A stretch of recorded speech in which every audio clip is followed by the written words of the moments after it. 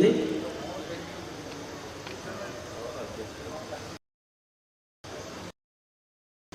20 రోజుల నుంచి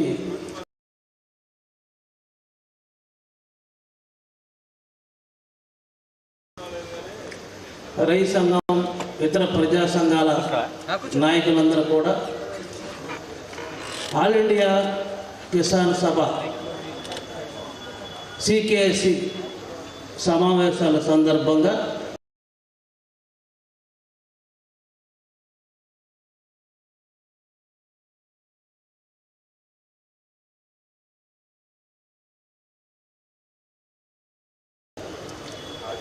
యాభై వేల కరపత్రాలు నలుమూల పంపిణీ చేయటం, ప్రచారం చేయటం,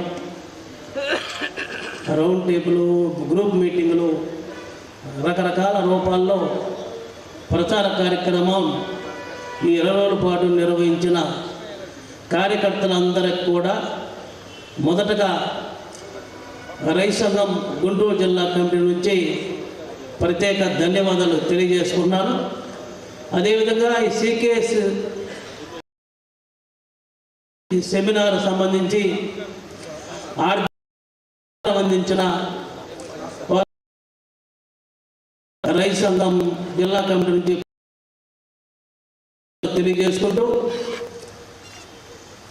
గుంటూరులో ఈ సికేఎస్ సమావేశాలు జరుపుకోవడానికి ప్రధాన ఉద్దేశం 3 నెలల పాటు ఢిల్లీ చుట్టుపక్కల అహోర దీక్షతోటి ఉద్యమం చేపట్టిన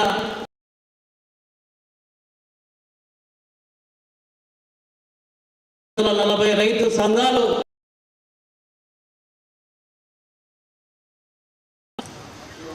గుంటూరు జిల్లాలో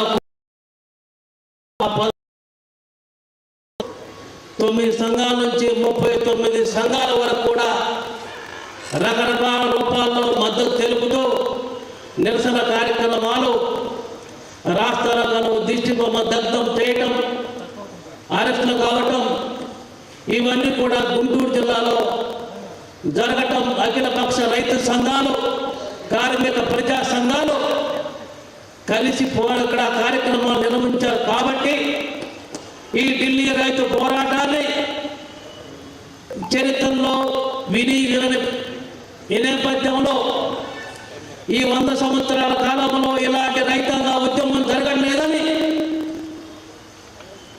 రైతు సీనియర్ ఉద్యమకారులు తెలియజెప్పడం జరిగింది. అలాంటి ఉద్యమాన్ని మనం చరిత్రలో గుర్తుండే విధంగా గుంటూరు జిల్లా అన్ని వైపులా ప్రచారం చేయడంతో పాటు ఇక్కడికి ఉన్న కొంతమంది కూడా ఢిల్లీ పోవడంలో కూడా పాల్గొనడం జరిగింది. నాతో సహా ఈ రాష్ట్రంలో కూడా నెలకి ఒక టీం చొప్పున ఢిల్లీలో పోరాట కార్యక్రమంలో పాల్గొనడం జరిగింది. అయితే అక్కడ పాల్గొన్న 540 రైతు సంఘాలు దళిత, బీసీ అన్ని ఐక్యమై ఒకే వేదిక మీద ఉండటం మేము చూసాం. వాళ్ళు చెప్పేది ఒకటే, ఆర్థికంగా కూడా సహాయం చేయడానికి మా రాష్ట్రాల నుంచి వెళ్తే మీరు 2000 కిలోమీటర్ల నుంచి మా ఢిల్లీ కార్యక్రమానికి ఇచ్చేసారు మద్దతు తెలపడానికి. మీరు ఇక్కడ ఆర్థిక సహాయం చేయడం కంటే కూడా మీ ప్రాంతాల్లో, మీ జిల్లాలో, మీ రాష్ట్రాల్లో రైతాంగాన్ని చైతన్యపరచదని చెప్పేసి మాకు చెప్పడం జరిగింది. ఆ నేపథ్యంలో మా వంతుగా అఖిలపక్ష రైతు సంఘాలు అయితే రైతు సంఘానికి కార్యకర్తలు కొద్దిగా ఎక్కువగా ఉండటం వల్ల లీడ్ చేసాం తప్పితే అన్ని సంఘాలు సమానంగా కార్మిక ప్రజా సంఘాలతో కలిసి ఈ గుంటూరులో నిర్వహించడం జరిగింది.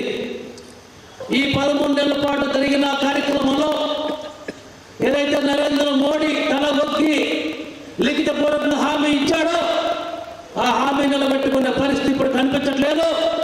దానికోసం మరొక ఉద్యమం రూపొందించడం కోసం ఈ సికేఎస్ సమావేశాలు చర్చలు జరుగుతున్నాయి. ఇంకా రకరకాల సమస్యలు అవన్నీ కూడా ఇప్పుడు జాతీయ నాయకులు ఇక్కడ తెలియపరుస్తారు. దానికి సంబంధించిన తెలుగు అనువాదం కూడా ఉంటుంది. మీరందరూ కూడా ఈ యొక్క కార్యక్రమాన్ని పూర్తి అయ్యేంత వరకు కూడా మేము ఉంటారని చెప్పేసి కోరుకుంటూ ఈ యొక్క సదస్సు సెమినార్కు అధ్యక్షులుగా వి కృష్ణయ్య గారు ఏపీ రైతు సంఘం రాష్ట్ర అధ్యక్షులు వేదిక మీద రావాల్సిందిగా ఆహ్వానిస్తున్నాం. అదేవిధంగా చీఫ్ గెస్ట్ ఉన్న comrade Hannan Mulla ex MP all India Kisan Sabha general secretary please come and dais comrade Hannan Mulla and Ashok Dhawale all India Kisan president please come and dais. అదేవిధంగా మన రాష్ట్రానికి సంబంధం ఉండి తెలుగు వచ్చి జాతీయ లెవెల్లో సహా కార్యదర్శిగా ఉంటున్నాం విజు కృష్ణ గారిని కూడా వేదిక మీద రావాల్సిందిగా ఆహ్వానిస్తున్నాం. అదేవిధంగా సీనియర్ రైతు నాయకులు రైతు బాంధవులుగా పేరు తెచ్చుకొని ఉమ్మడి రాష్ట్రంలోనే జాతీయ లెవెల్లోనే జాతీయ ఉపాధ్యక్షులు ఉన్న సారంపల్లి మల్లారెడ్డి గారిని వేదిక మీద రావాల్సిందిగా ఆహ్వానిస్తున్నాం.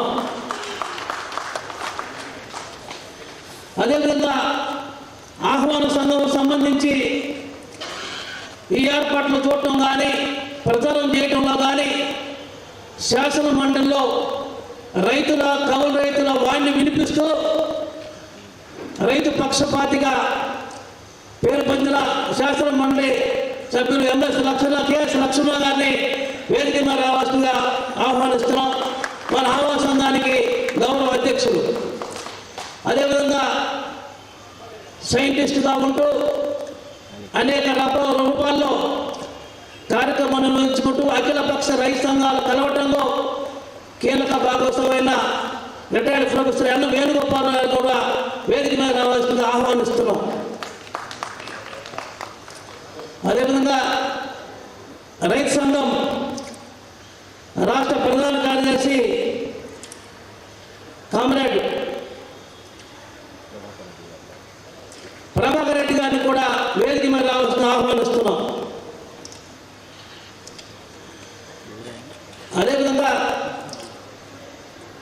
బాపట్ల జిల్లా కార్యదర్శి అధ్యక్షులు వేములపల్లి వెంకటరామయ్య గారు, అదేవిధంగా బాపట్ల కార్యదర్శి తలపనేని రామారావు గారిని కూడా వేదిక మీద ఆహ్వానిస్తున్నాం. పల్నాడు అధ్యక్ష కార్యదర్శులు గుంటుపల్లి బాలకృష్ణ గారు, ఏపూరు గోపాలరావు గారిని వేదిక మీద రావాల్సిన ఆహ్వానిస్తున్నాం. అదే కౌలు రైతు సంఘం జిల్లా కార్యదర్శి బయలుగారి శ్రీనివాసరావు, అదే వ్యవసాయ కార్మిక సంఘం జిల్లా కార్యదర్శి ఏమని అప్పారావు, అదేవిధంగా కార్మిక కర్షక ఐక్యతో సిఐటి జిల్లా కార్యదర్శి వై నేతాజీ గారిని కూడా వేదిక మీద ఆహ్వానిస్తున్నాం. అదేవిధంగా సికేఎస్సి ఐఐటికి సంబంధించి ప్రెసిడెంట్ కృష్ణప్రసాద్ గారిని కూడా please command dais Krishnaprasad from Kerala and central leader. అదేవిధంగా రైతు సంఘం జిల్లా అధ్యక్షులు జొన్న శివశంకర్ గారు కూడా వేదిక మీద ఆహ్వానిస్తున్నాం. ఉపాధ్యక్షులు పాసం రామారావు గారిని కూడా వేదిక మీద రావాల్సిన ఆహ్వానిస్తున్నాం. తెలంగాణ రాష్ట్ర కార్యదర్శి ఏపీ రైతు సంఘం సాగర్ గారిని కూడా వేదిక మీద ఆహ్వానిస్తున్నాం. అదేవిధంగా 5 రాష్ట్ర ప్రధాన కార్యదర్శి నర్రా వాస్ గారిని కూడా వేదిక మీద రావాల్సిన ఆహ్వానిస్తున్నాం. ఆవాజ్ రాష్ట్ర కార్యదర్శి మహమ్మద్ సిస్టి గారిని కూడా వేదిక మీద ఆహ్వానిస్తున్నాం.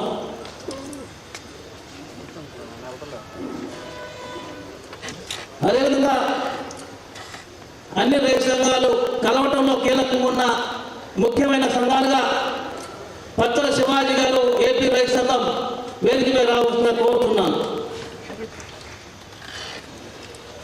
అదేవిధంగా నాగన్న బ్రహ్మయ్య గారు ఏఐకేఎంఎస్ వేదిక మీద ఆహ్వానిస్తున్నాం. వేల్పూర్ నరసింహారావు గారు ఏఐకేఎంఎస్ నాయకులు వేదిక మీద రావాల్సిన కోరుతున్నాం.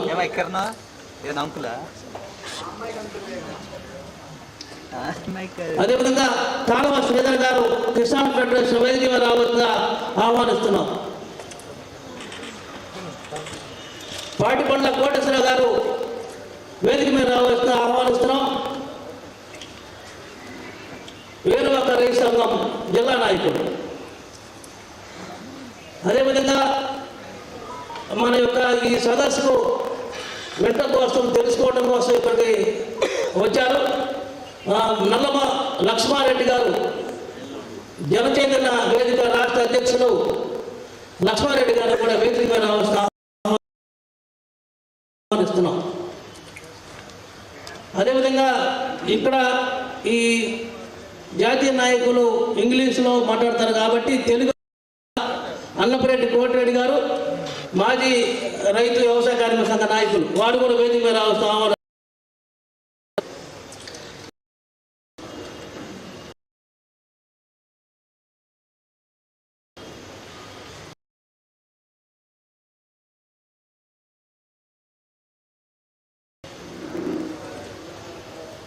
అదేవిధంగా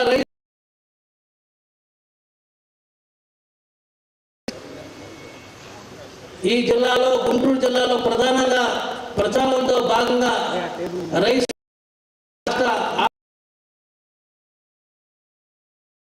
కూడా వేదికపై రావాలని కొత్త వెంకట శివరావు గారు, మార్పుల వెంకటరెడ్డి గారు, కనకాల పూర్ణచంద్ర గారు, రాష్ట్ర కమిటీ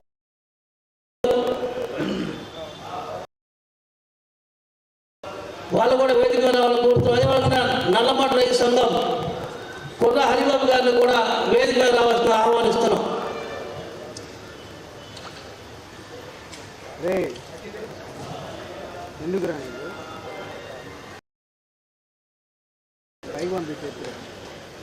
కమిటీ నాయకత్వం ఆలస్యంగా వస్తే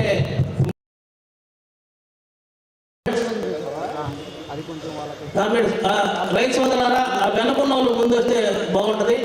బయట ఉంటే లోపల రావాల్సిందిగా కోరుతున్నాం. ఆ వెనక వాళ్ళు ముందుకు రండి. ఇప్పుడు ఈ కార్యక్రమం మిత్రులారా, పెద్దలారా,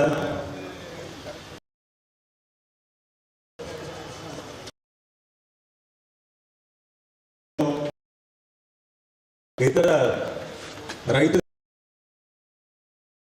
పెద్దలు మిత్రులు అందరికీ కూడా రైతు సంఘం ఆంధ్రప్రదేశ్ కమిటీ తరఫున స్వాగతం, సుస్వాగతం.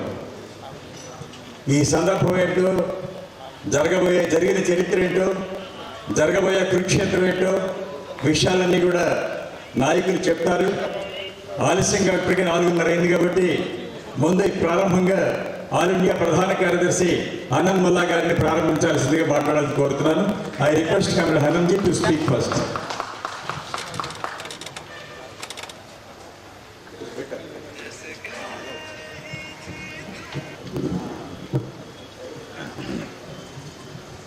కోఆర్డినేట్గా ట్రాన్స్లేట్ చేస్తారు.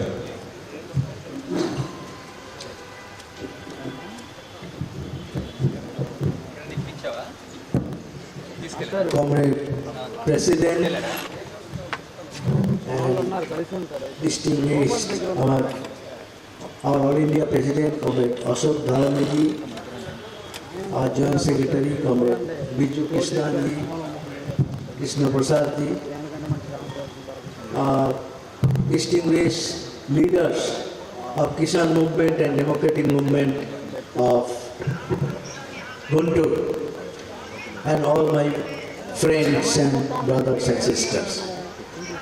I am happy to come before you and inviting me in this seminar for discussing the agrarian crisis and our future role to face it, how to face it. You know, All India Kisan Sabha, this is the oldest and largest Kisan organization of India. 1936, when we were fighting for our freedom. In that freedom struggle, through that struggle, farmers were very much exploited. And mostly on the one side, feudal lords and landlords exploitation, moneylenders exploitation, and social exploitation on the one hand, and imperialist exploitation, that is the two-pronged exploitation was there. And Indian farmers, along with the other democratic forces, were fighting against these two dangers. And there are so many struggles during the British Raj, hundreds and hundreds of struggles. పోరాటాలు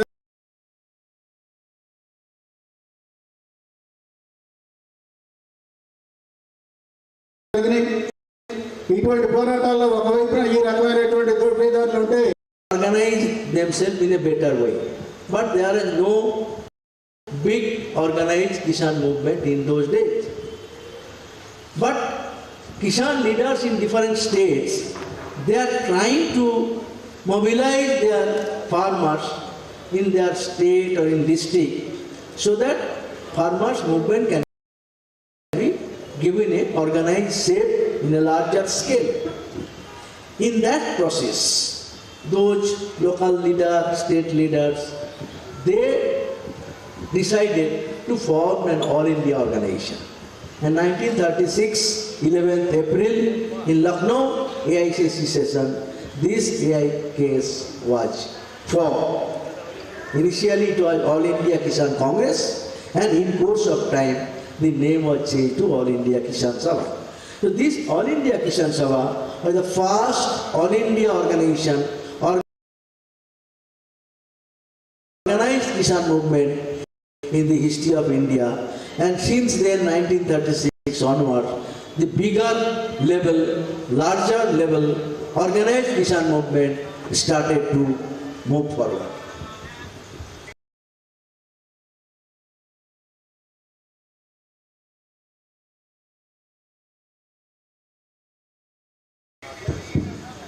రైతాంగ ఉద్యమం గ్రామీణ ప్రాంతాల్లో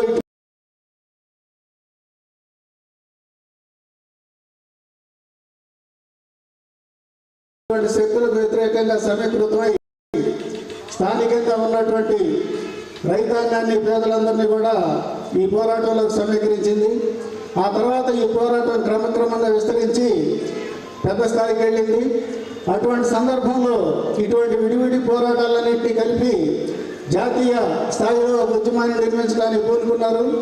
ఆ విధంగా అఖిల భారత కిసాన్ సభ ఏర్పాటైంది.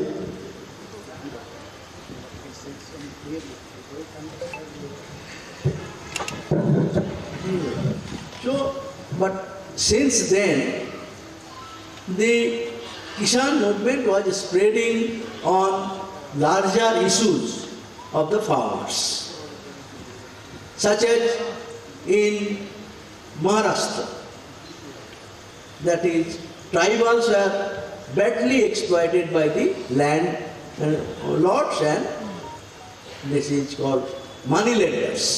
Massive loot, massive exploitation.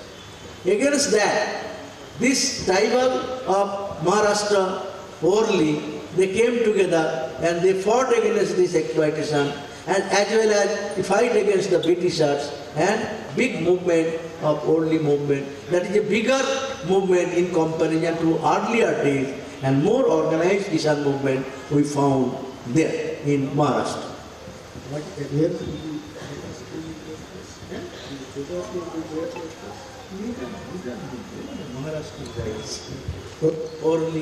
ఆ రకంగా ఈ సమస్యలు ఎదుర్కొంటున్నటువంటి దోపిడీ గురవుతున్నటువంటి పేదలందరూ కూడా రైతాంగాన్నంతా కూడా సమీకరించి పెద్ద పోరాటాలు చేయడం జరిగింది. మహారాష్ట్రలో బిగార్ పోరాటం అనేది ఆ రకంగా జరిగింది. దీనిలో భూములైనటువంటి There is a big battle. It's called Suruma Valley movement in eastern India, Assam and eastern region. That was also a big movement, continued for a long time. That is another broader movement. ఈ రకమైనటువంటి ఉద్యమం అనేది, ఈ బేగార్ ఉద్యమం అనేది వెట్టి చాకిరికి వ్యతిరేకంగా జరిగినటువంటి ఉద్యమం. ఈ వెట్టి చాకిరి అనేది అక్కడ ఉన్నటువంటి రైతులు, భూస్వాములు, వడ్డీ వ్యాపారస్తులు, రైతులు ఇతర పేదల చేత ఏమాత్రం ప్రతిఫలం ఇవ్వకుండా బలవంతంగా చాకరీ చేయించుకునేవాళ్ళు. దాన్ని బేగార్ అని పిలిచేవాళ్ళు. ఈ బేగార్ పని చేస్తున్నటువంటి వాళ్ళు రైతాంగంతో కలిసి ఈ రకమైనటువంటి దోపిడీకి, ఈ బలవంతపు చాకరీకి, అణచివేతకు వ్యతిరేకంగా పెద్ద ఉద్యమాన్ని తీసుకొచ్చారు. In those days, Bengal, large number of farmers, that is sharecropper. Sharecropper, they are cultivating landlord's land, and one share was getting by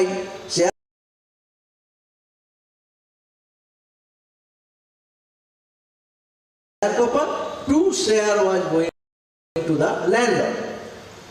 Then farmers demanded, we want 3 parts.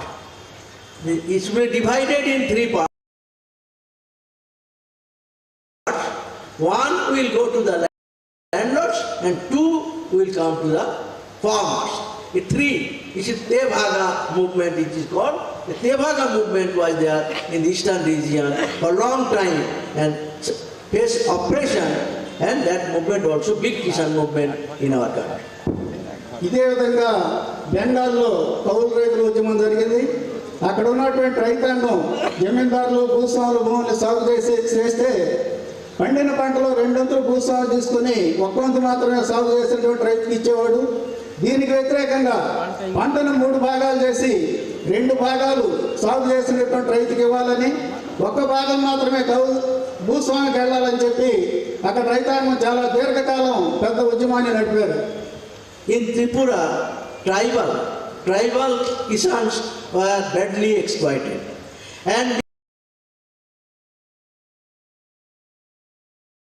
Ganamukti Parishad, the Kisans tribal organization, they build a big movement for wrong, and they also build up this movement for against the exploitation of the tribals in Tripura.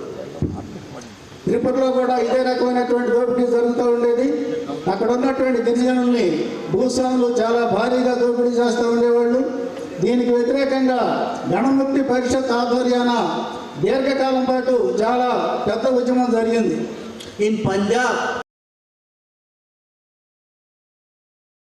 farmers were levied huge taxes on land, and Punjab also started big battle. Many people participated and fought against the government policy, and to reduce the rent of the land, it is called, that is big movement there against this movement in Punjab, that against the rent, high rent on land. That movement is also there in Punjab. పంజాబ్లో ప్రభుత్వం భూముల మీద ఎక్కువ పన్నులు వేయడానికి వ్యతిరేకంగా ఆ రాష్ట్రంలో చాలా పెద్ద పోరాటం జరిగింది. ప్రభుత్వం భారీగా పన్నులు వేయటం, రైతాంగం దగ్గర నుంచి ఆ రకంగా దోపిడీ చేయడం అనేది అక్కడ జరుగుతూ ఉంటే దాన్ని ఎదుర్కోవడం కోసం అక్కడ ఉన్నటువంటి రైతాంగం అంతా కలిసి చాలా పెద్ద ఉద్యమాన్ని నిర్మించారు. In Kerala also, the Tibankur king and other exploiters, the massive exploitation, farmers protested, then there was a killing, firing, and farmers revolted, and the big movement was farmers movement there, that is Vailar Kisan movement, and later on the Punnapra Vailar Kisan movement. That is a historical movement in Kerala. కేరళలో కూడా రకరకాలైనటువంటి పేరుతోటి భూస్వాముల దోపిడీ జరుగుతూ ఉండేది. దీనికి వ్యతిరేకంగా అక్కడ కూడా చాలా పెద్ద పోరాటాలు జరిగినాయి. మోపులో పోరాటం జరిగింది, పున్నప్ర వైలార్ పోరాటం జరిగింది, ఇంకా అనేక పోరాటాలు ఈ రకమైనటువంటి దోపిడీకి వ్యతిరేకంగా ఆ రాష్ట్రంలో జరిగినాయి. And in Andhra Pradesh was the largest Kisan movement during that period. You know, in Telangana, against the oppression of Nizam, the farmers of Andhra Pradesh, they came together and fought against the Nizam's oppression, and there was a huge attack. Hundreds of people, farmers were killed, and they rescued land and distributed land among the farmers. For few years, even they set up Kisan's rule in the Andhra Pradesh. That is Telangana great struggle. That is also another big Kisan struggle. Andhra రాష్ట్రంలో కూడా అతి పెద్ద రైతు ఉద్యమాన్ని నిర్మించడం జరిగింది. రాష్ట్రంలో ఉన్నటువంటి నిజాం పరిపాలనకు వ్యతిరేకంగా రైతాంగం పెద్ద ఎత్తున సమీకృతమయ్యారు. నిజాం పరిపాలనలో జరుగుతున్నటువంటి దోపిడీకి వ్యతిరేకంగా రైతాంగం పెద్ద పోరాటం చేసి భూములు స్వాధీనం చేసుకున్నారు. గ్రామాల్లో రైతాంగ పాలన కూడా సాగింది. So these are few farmers movement after the formation of All India Kisan Sabha, and in different parts of India such movements were developing, and it was followed by many more struggle in different parts and different states later on. ఇవన్నీ కూడా అఖిల భారత కిసాన్ సభ ఏర్పడిన తర్వాత దేశంలో ఉన్నటువంటి వివిధ ప్రాంతాల్లో జరిగినటువంటి పోరాటాలు, స్వాతంత్రానంతరం మరిన్ని పోరాటాలు మరిన్ని ప్రాంతాల్లో చాలా పెద్ద ఎత్తున జరిగినాయి. In those days, farmers, large number of farmers were landless, they had no land. Because of that, our Kisan Sabha demand was land to the tillers. Earlier land was in the hands of landlord. We demanded land should go who was cultivating, land should go to the cultivators, land to the tillers, and later on he said land to the landless.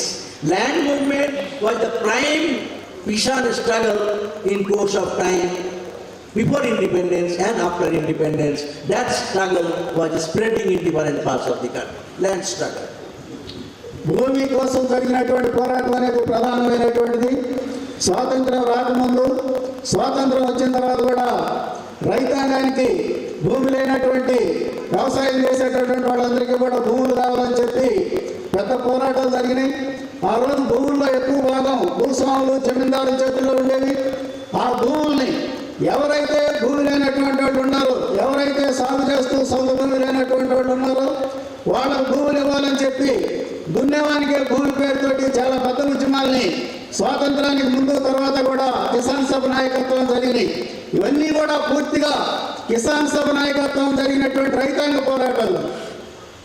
So All India Kisan Sabha, after formation, it tried to organize larger Kisan movement in different parts of the country, and many more struggle was developed during the period before independence against British Raj, and after independence against Congress and different anti-farmer state governments.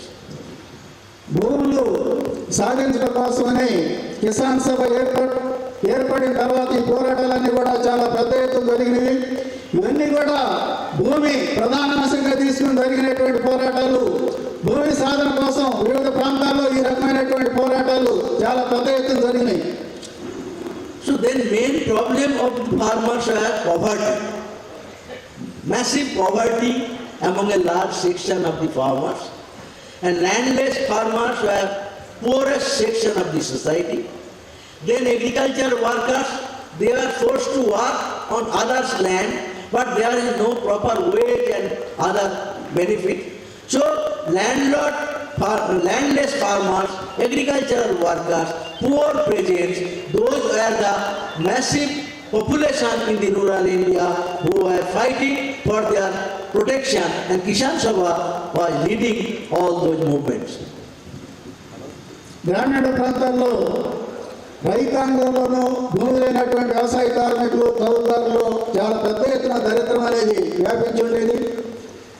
వీళ్ళంతా కూడా భూములు ఉన్నటువంటి వాళ్ళ భూముల మీద బలవంతంగా చాకరీ చేయాల్సినటువంటి పరిస్థితి ఏర్పడేది. సరైనటువంటి వేతనాలు ఉండేవి కాదు, ఇతర సదుపాయాలు ఏమీ ఉండేది కాదు. ఇటువంటి పరిస్థితుల్లో, అత్యంత దరిద్రమైనటువంటి పరిస్థితుల్లో ఈ ప్రజానీకం అంతా కూడా ఉండేవాళ్ళు. అందుకని వీళ్ళందరికీ భూమితో పాటు సరైనటువంటి వేతనాలు కూడా కావాలి, ఈ దరిద్రం పోవాలని కూడా పెద్ద ఎత్తున పోరాటం చేయడం జరిగింది. So land struggle and struggle for land reform, was struggle for wage for the agricultural workers and poor peasants. This type of land struggle was there because Indian farmers were poor. They are poor.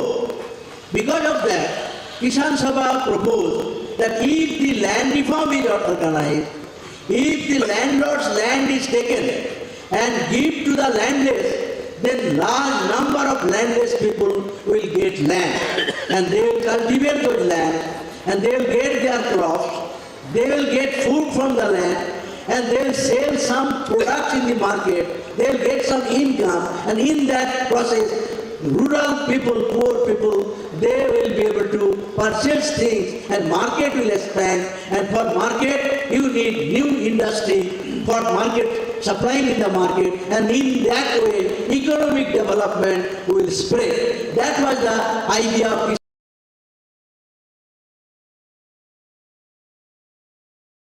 పోరాటం చేసింది. దానిలో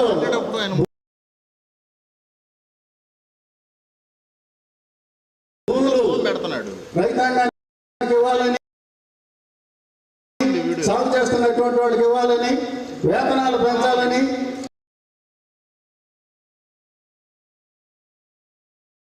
ఇతర సదుపాయాల కోసం పోరాటం చేసింది.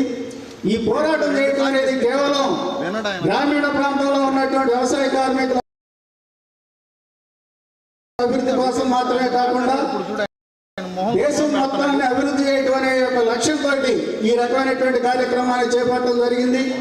గ్రామీణ ప్రాంతాల్లో దరిద్రంలో ఉన్నటువంటి రైతాంగం, కౌలు రైతులు, వ్యవసాయ కార్మికులు, వీళ్ళ చేతులకు భూములు వస్తే, వీళ్ళ ఆదాయాలు పెరిగితే వాళ్ళ కొనుగోలు శక్తి పెరుగుతుంది. దాంతో పరిశ్రమలు పెరుగుతాయి, దేశంలో అభివృద్ధి కావాల్సినటువంటి పునాది ఏర్పడుతుందని చెప్పే లక్ష్యంతో కిసాన్ సభ ఈ రకంగా భూమిని రైతాంగానికి పంచడం కోసం, దాంతోపాటుగా వాళ్ళ వేతనాలు, వాళ్ళ జీవితాలను అభివృద్ధి చేయడం కోసం కృషి చేసింది. But unfortunately, land reform was not completed in our country. Though during freedom struggle, Jawaharlal Nehru and all said that we will organize land reform. But after coming to power, the Congress government, there are made all state government passed land laws, land reform act. But in essence, there is no land reform. There are lots of loopholes, and because of that, land could not be taken from the landlords. Because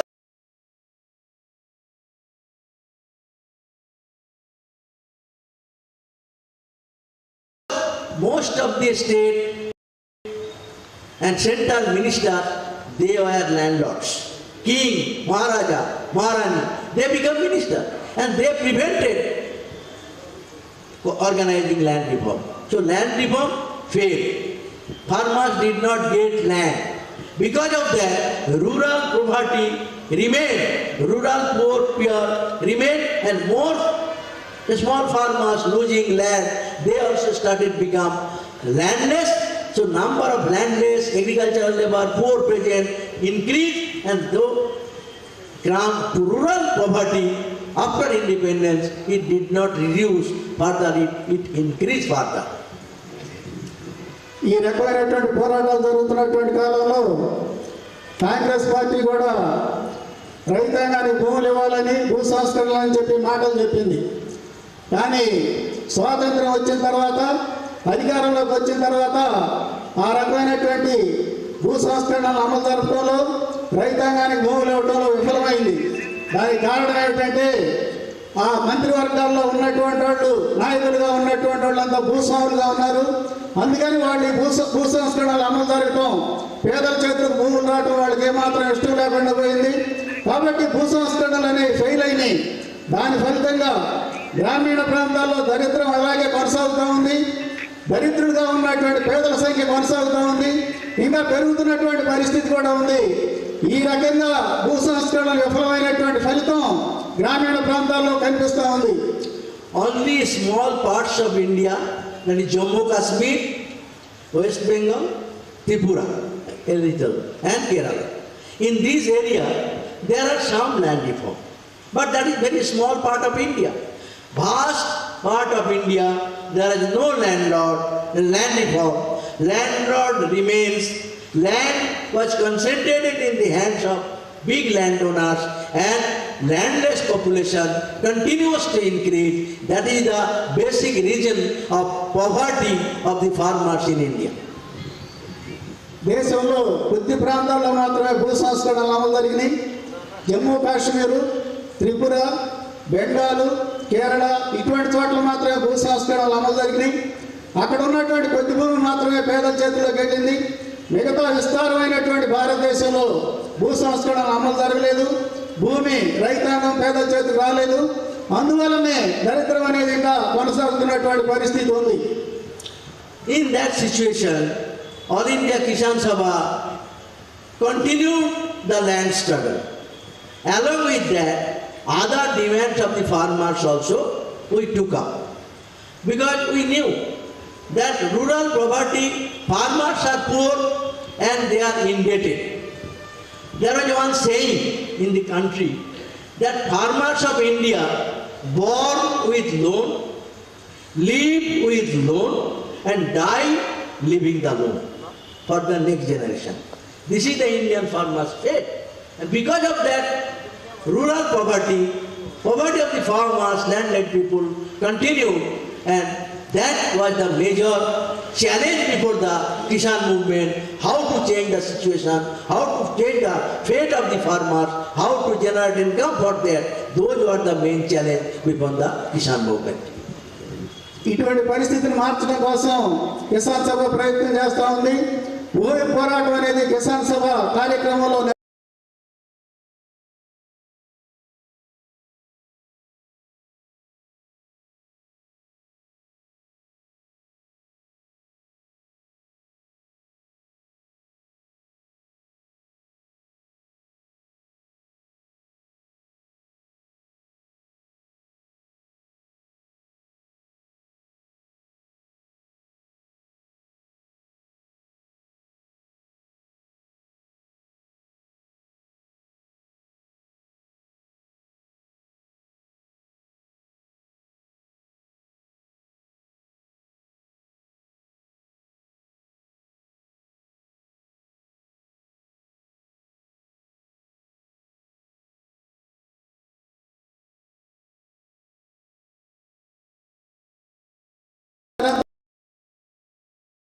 సభ కార్యక్రమంలో నిరంతరం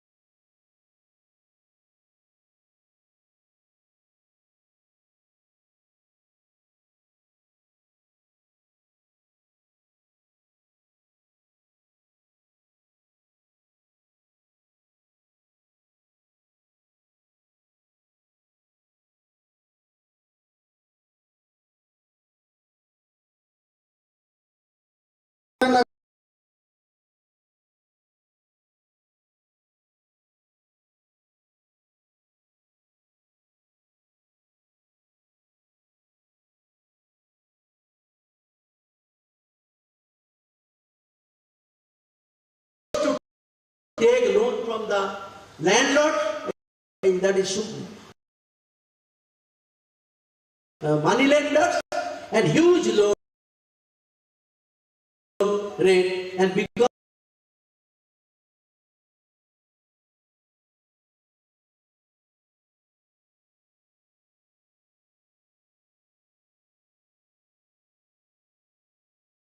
of that pressure of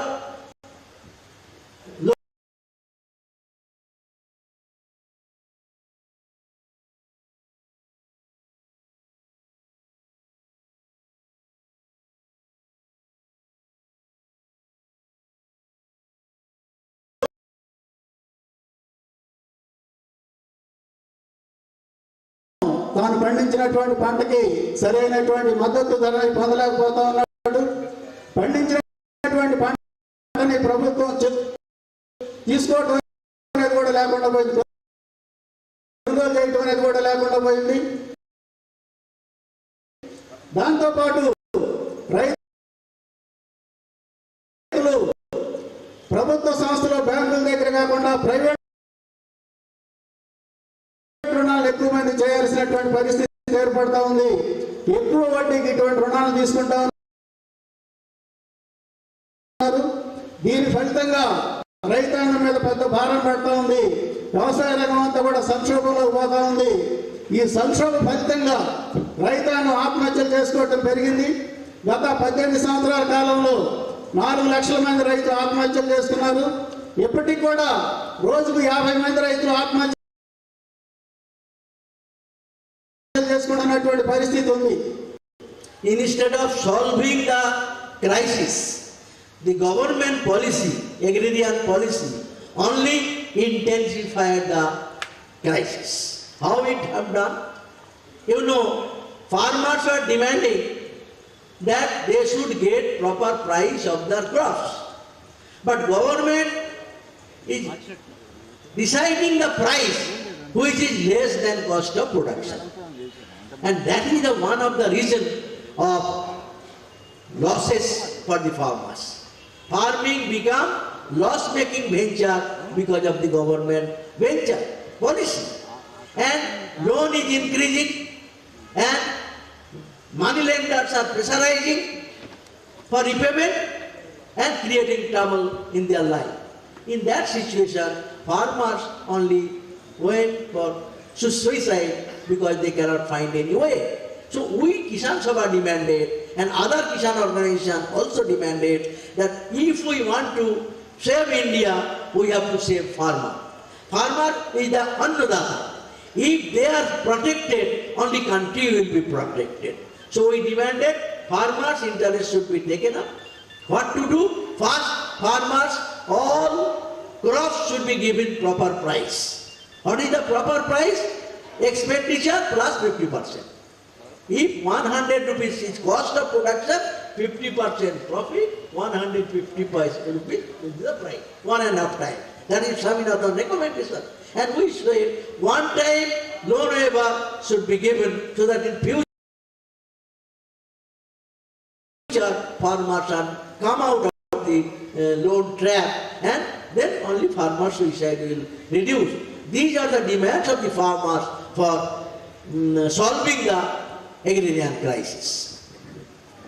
ఈరోజు ఈ సంక్షోభం అనేది తగ్గాలంటే రైతాంగం పంటలకు మద్దతు ధరలు రావడం అనేది తప్పనిసరి.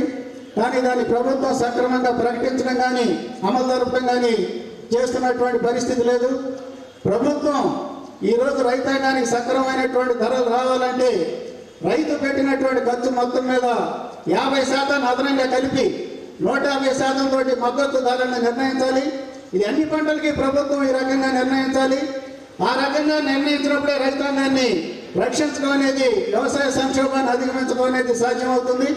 ఈరోజు ఆ రకంగా లేకపోవడం వలన రైతాంగం మద్దతు ధరలు పొందలేక అప్పుల పాలై సంక్షోభంలో చిక్కుకొని రుణం పెరిగిపోవడంతో ఆత్మహత్యలు చేసుకునేటటువంటి పరిస్థితి ఏర్పడుతూ ఉంది. అది తప్పాలంటే, అటువంటి పరిస్థితిలో మార్పు రావాలంటే ప్రభుత్వం 50% అదనంగా నిర్ణయించి మద్దతు ధరలు నిర్ణయించడం అనేది అత్యవసరం. ఆ రకంగా చేస్తేనే రైతాంగాన్ని కాపాడటం సాధ్యమవుతుంది. ఈరోజు భారతదేశాన్ని కాపాడాలని అంటున్నాం. భారతదేశాన్ని కాపాడాలంటే మొదటగా రైతులు కాపాడాలి. రైతులు కాపాడటంతోనే భారతదేశాన్ని కాపాడటం సాధ్యమవుతుంది. అందుకని రైతాంగాన్ని కాపాడాలంటే ప్రభుత్వం ఈ రకంగా అన్ని పంటలకి మొత్తం ఖర్చులను పరిగణనలో తీసుకొని 50% అదనంగా కలిపి మద్దతు ధరలు నిర్ణయించడం ద్వారానే ఇది సాధ్యమవుతుందని చెప్పి, అప్పుడే రైతాంగాన్ని మనం రక్షించగలమని చెప్పి కిసాన్ సభ చెప్తా ఉంది. ఆ రకంగా డిమాండ్ చేస్తూ ఉంది. ఈ రకమైనటువంటి సంక్షోభం ఈ రకంగా నిర్ణయించకపోవడానికి, సంక్షోభం పెరగడానికి ప్రభుత్వం అనుసరిస్తున్నటువంటి విధానాలు కారణమవుతూ ఉన్నాయి. అందుకని అటువంటి విధానాలను పక్కన పెట్టి ఈ రకంగా రైతాంగానికి అనుకూలమైనటువంటి విధానాలను ముందుకు తీసుకురావాలి. Then BJP was growing strength, and Narendra Modi came as the leader. He promised in 400 public meeting that if I become Prime Minister, I will ensure minimum support price, MSP. That is Swaminathan price, he ensured. And one time land waiver we should consider. And also we will try to give cheaper inputs for the farmers so that farmers can be, farming become profitable. He promised. But after coming to power, he went back. After coming to power, he said, I cannot pay the Swaminathan prices. He cheated the farmers. He lied and lied and farmers believed him, but after coming to power, he betrayed, and still now there is no MSP, no proper price of the farming crops. Only 23 crops, government agency decides some price, but that price is always less than cost of production.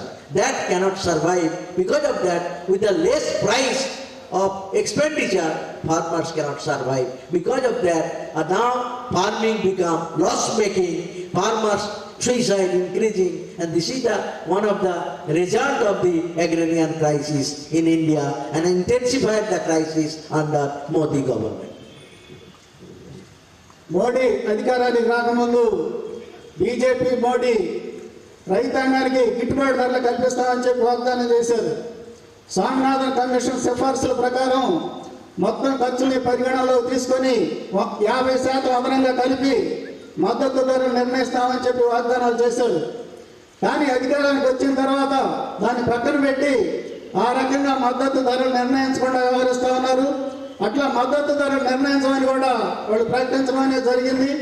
ఆ రకంగా చేయకపోవడం వలన వ్యవసాయంలో రైతాంగానికి నిరంతరం నష్టాలు రావడం జరుగుతూ ఉంది. ఆ రకంగా వ్యవసాయం అనేది తీవ్రమైనటువంటి నష్టం వచ్చేటటువంటి ఒక వృత్తిగా మారిపోయింది. దాంతో రైతాంగం ఆత్మహత్యలు చేసుకోవటం అనేది కూడా పెరుగుతూ ఉంది. దీని అంతటి కూడా ప్రభుత్వం అనుసరిస్తున్నటువంటి విధానాలు, మోడీ బీజేపీ ప్రభుత్వం అనుసరిస్తున్నటువంటి విధానాలు కారణంగా ఉన్నాయి. Another conspiracy of Narendra Modi was that farming, agriculture will be taken from the farmers and hand over to the corporate. That is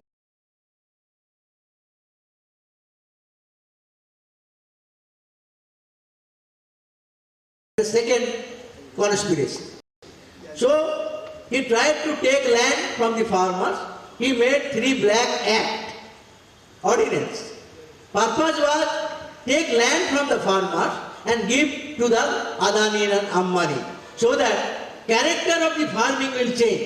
Now it is agriculture is based on farmers, but Modi wants agriculture based on Adani and Ambani. All agricultural operations will go to the corporate and farmers will become slaves in their land. This is the main policy, agrarian policy of Narendra Modi. Against which we are fighting. Kisan Sabha, SKM, all organizations we are fighting. Modi అధికారంలోకి వచ్చిన తర్వాత రైతాంగం దగ్గర ఉన్నటువంటి భూములు తీసుకొని కార్పొరేట్లకు కట్టబెట్టడానికి ప్రయత్నం చేశాడు. దానికోసం 3 నల్ల చట్టాలు తీసుకొచ్చాడు. ఈ చట్టాల లక్ష్యం ఏంటంటే రైతాంగం దగ్గర ఉన్నటువంటి భూములు తీసుకొని కార్పొరేట్లు, అదానీ అంబానీలు అటువంటి కార్పొరేట్లు కట్టబెట్టడం అనేది లక్ష్యంగా ఉంది. ఈ భూములనే రైతాంగం దగ్గర నుంచి భూములు తీసుకున్న తర్వాత రైతాంగం ఆ భూముల్లోనే బానిసలుగా మారేటటువంటి పరిస్థితులు వస్తాయి. అందుకని ఈ నల్ల చట్టాలకు వ్యతిరేకంగా కిసాన్ సభ ఆధ్వర్యంలో, ఇతర రైతు సంఘాల ఆధ్వర్యంలో కూడా చాలా పెద్ద పోరాటం జరిగింది. ఈ నల్ల చట్టాలను వెనక్కిపెట్టడం కోసం సుదీర్ఘమైనటువంటి పోరాటాన్ని రైతాంగం కొనసాగించారు. Against this anti-farmers policy of Narendra Modi, we farmer organization came together and we brought a big platform of farmers. For the first time in India, independent India, 500 Kisan organization came together and we formed Sanjukta Kisan Morcha, and we started fighting against Modi government policy. We demand that we want minimum support price as per Swaminathan, and also we want that loan waiver should be implemented. We want electricity bill should be withdrawn. With all these demands, a Sanjukta Kisan Morcha started a struggle against Narendra Modi, and that struggle was started in 26 November 2020. Lakhs and lakhs farmers came from different parts of the country and we sat around Delhi because we are not allowed to enter Delhi. So we said we will peacefully see, and all the national highway we sat around Delhi. Delhi was encircled, a new type of Kisan movement, massive all India Kisan movement, most united peaceful Kisan movement started of this century, and you know the history of the struggle. ఈ చట్టాలకి, ఈ విధానాలకు వ్యతిరేకంగా దేశంలో ఉన్నటువంటి 500 రైతు సంఘాలు ఒక తాటి మీదకి తీసుకొచ్చి పెద్ద ఎత్తున పోరాటం చేయడం అనేది జరిగింది. 2020 నవంబర్ 26వ తారీఖున నల్ల చట్టాన్ని రద్దు చేయాలని చెప్పి పోరాటం ప్రారంభమైంది. ఢిల్లీకి చుట్టుపక్కల ఉన్నటువంటి అన్ని జాతీయ రహదారుల్ని ముట్టడించి ఈ ఆందోళన కొనసాగింది. ఢిల్లీలోకి రావడానికి రైతాంగానికి అవకాశం కల్పించలేదు కాబట్టి ఈ పోరాటం అనేది ఢిల్లీకి చుట్టుపక్కల ఉన్నటువంటి ప్రాంతాలని ఆధారం చేసుకొని కొనసాగింది. రైతాంగానికి గిట్టుబాటు ధరలు ఇవ్వాలి, వాళ్ళకి సరైనటువంటి మద్దతు ధర నిర్ణయించాలి, ప్రభుత్వం సేకరణ చేయాలనేటువంటి నినాదాలతోటి ఈ పోరాటం అనేది కొనసాగింది. మొత్తం రైతాంగం భారీ సంఖ్యలో పాల్గొన్నా కానీ చాలా శాంతియుతంగా ఈ పోరాటం జరిగింది. ఆ విధంగా ప్రభుత్వం ఏ నల్ల చట్టాలను అయితే చేసిందో వాటిని తిప్పికొట్టడం కోసం విస్తృతమైనటువంటి రైతాంగ పోరాటం జరిగింది. In spite of different type of attacks and bad name, false propaganda against farmers, we were determined and we sat in the around border of Delhi in 6-7 places. Lakhs of farmers, women, large number of farmers, women sat together. Workers supported us. Thousands of workers joined, and workers, peasants, women sat in the border of Delhi demanding this our 3-4 demand, which can solve the farmers' problem and crisis. But Narendra Modi did not solve the problem. 380 days we are sitting in Delhi. Never in India, never in the world, such a long Kisan movement was there. The longest peaceful Kisan movement was there, and we declared we will be finished. 715 comrades died. Many more will die, but we will not leave till we do not get our demand. 3 bad acts are withdrawn. ఈ పోరాటంలో కలిసి మద్దతుని తెలియజేశారు. ఈ మొత్తం ఈ 3-4 డిమాండ్లు ఏవైతే ఉన్నాయో ఈ డిమాండ్లు నెరవేర్చిందాక ఈ పోరాటాన్ని ఉపసంహరించాలని చెప్పి మేము స్పష్టం చేశాం. పోరాటం జరుగుతున్నటువంటి క్రమంలో 750 మంది కామ్రేడ్స్ రైతాంగం అక్కడ మరణించారు. ఇంకా అనేక మంది మరణించినా సరే నల్ల చట్టాలను వెనక్కి తీసుకున్నదాకా పోరాటాన్ని ఉపసంహరించాలని చెప్పి మేము ప్రభుత్వానికి హెచ్చరిక చేయడం జరిగింది. ఆ రకంగా మొత్తం ఈ పోరాటం చాలా పెద్ద ఎత్తున జరిగినటువంటి ఫలితంగా చివరికి ప్రభుత్వం దిగిరావాల్సినటువంటి పరిస్థితి ఏర్పడింది. And because of the unity of farmers, they tried to divide us, Hindu, Muslim, caste, community, language, they used to divide us. But farmers said, whatever may my religion, whatever may my caste, whatever may be my language, we are Kisan. Only one Kisan. And Kisan will fight for their interest. And because of that, the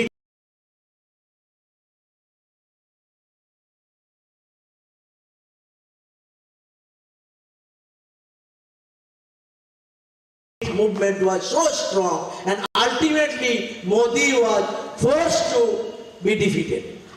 On 19 November,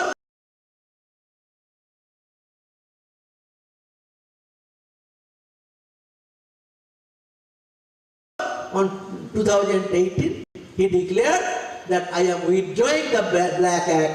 He was defeated.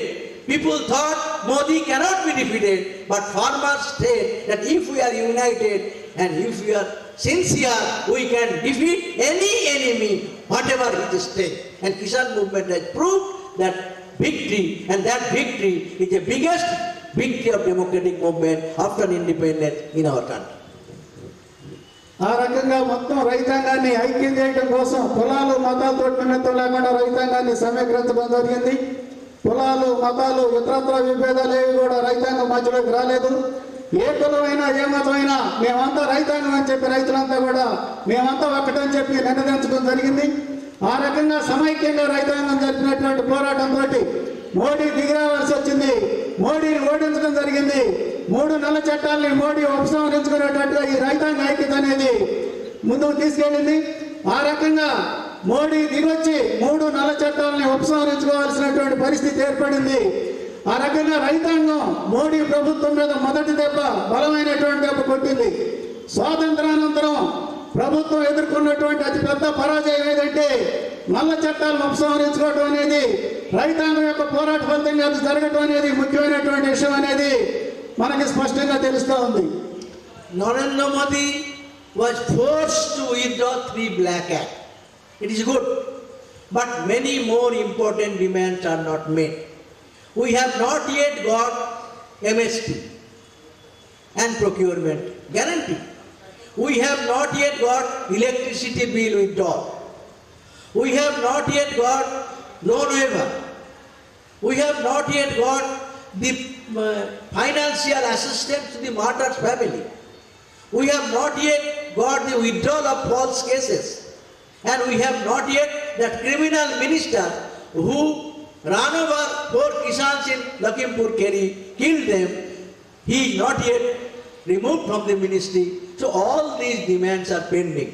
Government assured in writing that afterwards they will talk to us and solve this problem.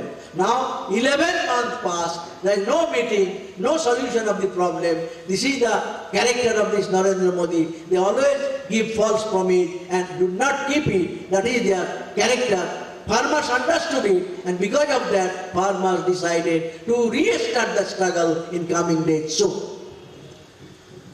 Narendra Modi ఈ రైతాంగ వ్యతిరేక చట్టాలని ఉపసంహరించుకునే విధంగా నరేంద్ర మోడీ మీద పెద్ద ఎత్తున ఒత్తిడి తీసుకొచ్చాం. తప్పనిసరి పరిస్థితుల్లో దాన్ని ఉపసంహరించుకోవాల్సి వచ్చింది. అయితే అనేక ప్రధానమైనటువంటి డిమాండ్లు అనేవి ప్రభుత్వం నెరవేర్చలా. మద్దతు ధరల నిర్ణయం అనేది ప్రభుత్వం నెరవేర్చలేదు. రైతాంగం పండించినటువంటి ధాన్యాన్ని పంటల్ని ప్రొక్యూర్ చేయడం అనేది కూడా నెరవేర్చలేదు. పోరాటంలో పాల్గొని మరణించినటువంటి రైతాంగానికి అందరికీ పరిహారం ఇవ్వటం అనే దాన్ని నెరవేర్చలేదు. పార్లమెంట్లో ప్రవేశపెట్టినటువంటి 2020 విద్యుత్ బిల్లును ఉపసంహరించుకోవడం అనేది జరగలేదు. అలానే రైతాంగం నష్టపోయిన రైతాంగం యొక్క రుణాలని రద్దు చేయడం అనే డిమాండ్ను కూడా నెరవేర్చడం జరగలేదు. ఈ రకంగా అనేక ప్రధానమైనటువంటి డిమాండ్లు ఇంకా ఈ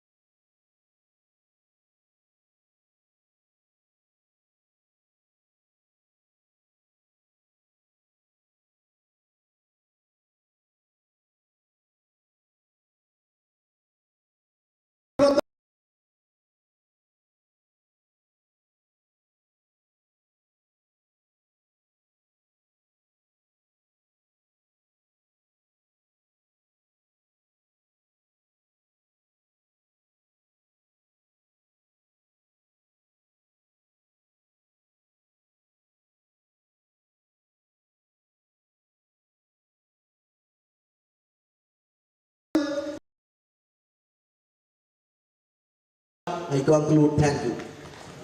చివరగా నేను చెప్పొచ్చేది ఏమిటంటే ఈ రకమైనటువంటి పోరాటం మనం 2020 నవంబర్ 26వ తారీఖున నల్ల చట్టాలకు వ్యతిరేకంగా ప్రారంభం చేశాం. 2 సంవత్సరాలు పూర్తవుతా ఉంది. ఇప్పటికీ 2021 నవంబర్ 26న భారత్ బంద్ జరిపాం. ఇప్పుడు ఈ నవంబర్ 26వ తారీఖు రేపు వస్తూ ఉంది. ఈ సందర్భంలో అన్ని రాష్ట్రాల్లోనూ రాజ్భవన్లకి ప్రదర్శన నిర్వహించి మన డిమాండ్లన్నింటినీ అక్కడ ఉన్నటువంటి గవర్నర్లకు సమర్పించాలని, ఈ డిమాండ్లన్నింటినీ తప్పనిసరిగా అమలు చేయాలని చెప్పి డిమాండ్ చేయాలని చెప్పి మన కార్యక్రమాన్ని నిర్ణయించాం. ఆ రకంగా ఈ పోరాటంలో అన్ని రకాలైనటువంటి ప్రజానీకం పాల్గొని రైతాంగం పెద్ద ఎత్తున పాల్గొని వీటిని జయప్రదం చేయాలి. ఈరోజు ఆ రకమైనటువంటి పోరాటాన్ని మనం చేసి ఈ ప్రభుత్వాలు కానీ దాన్ని నెరవేర్చకపోతే, ఈ డిమాండ్లు నెరవేర్చకపోతే రానున్నటువంటి రోజుల్లో మరింత పెద్ద ఎత్తున ఈ పోరాటాలను ముందుకు తీసుకెళ్తామని చెప్పి మనం చెప్పాల్సినటువంటి అవసరం ఉంది. అందుకని ఈ పోరాటం 2 సంవత్సరాలు పూర్తవుతున్న సందర్భంగా జరిగే కార్యక్రమంలో రైతాంగం ఇతరులందరూ కూడా చాలా పెద్ద ఎత్తున పాల్గొని వీటిని జయప్రదం చేసి నరేంద్ర మోడీ ప్రభుత్వానికి హెచ్చరిక చేయాలి. మన డిమాండ్లన్నింటినీ కూడా నరేంద్ర మోడీ ఈ నిరంకుశ ప్రభుత్వం నుంచి మనం లాక్కోవాలి, సాధించుకోవాలి. ఆ రకంగా సాధించడం కోసం నవంబర్ 26వ తారీఖు క్రమాన్ని జయప్రదం చేయాలని, తర్వాత జరిగే పోరాటాల్లో మీరంతా కూడా పెద్ద ఎత్తున పాల్గొనాలని చెప్పి మనవి చేస్తూ మీ దగ్గర నుంచి సెలవు తీసుకుంటా ఉన్నాను.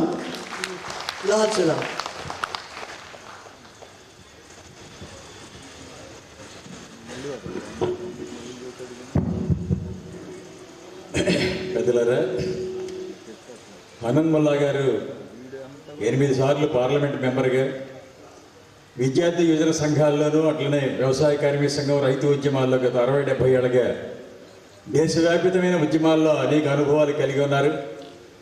ఈరోజు రైతాంగం భారతదేశానికి ఎలాంటి దిశానిర్దేశం చేయబోతుందో సవివరంగా వివరించారు. వారికి ప్రత్యేకమైన ధన్యవాదాలు. ఇప్పుడు అశోక్ ధావలే గారు అఖిల భారత సంఘం రైతు సంఘానికి అధ్యక్షులు, వారు బ్రీఫ్గా మాట్లాడతారు. ఎందుకంటే 6ంటికి మళ్ళీ కేంద్ర కమిటీ సమావేశం మళ్ళీ ప్రారంభం కావాల్సింది. అక్కడ అశోక్ ధావలే గారిని request Ashok Dhawale to speak.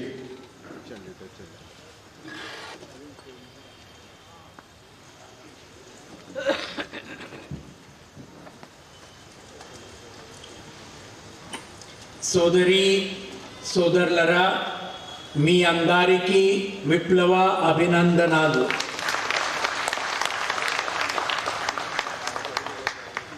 Chairman of the meeting, Comrade Krishnaya, Comrade Hanan Mullah, all the other leaders on the dais, and my comrades and friends. Right in the beginning, we are all very happy that we are in a very historic land of Andhra Pradesh, which was the scene of the glorious Telangana people's armed struggle. The Telangana people's armed struggle was the most historic farmer struggle in the pre- and post-independence period. Just after that,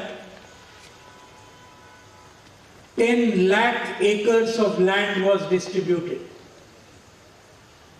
3,000 villages were liberated in 3 districts. 4,000 farmers were martyred. And this struggle was led by our legendary leaders, Comrade P. Sundaraya, Comrade M. Basavapunnaya, and many, many others. I pay my homage to the martyrs of the Telangana struggle, to the martyrs of Andhra and Telangana even after that, many of whom have faced the bullets of the ruling classes.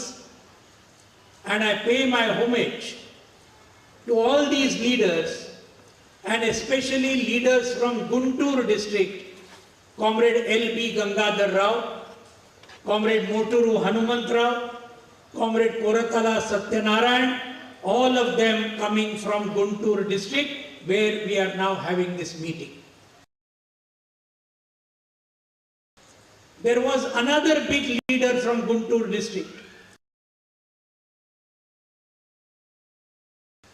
who was earlier the first General Secretary of the All India Kisan Sabha and who later became President, and that is N.G. Ranga, was also a big peasant leader from Guntur district of Andhra Pradesh.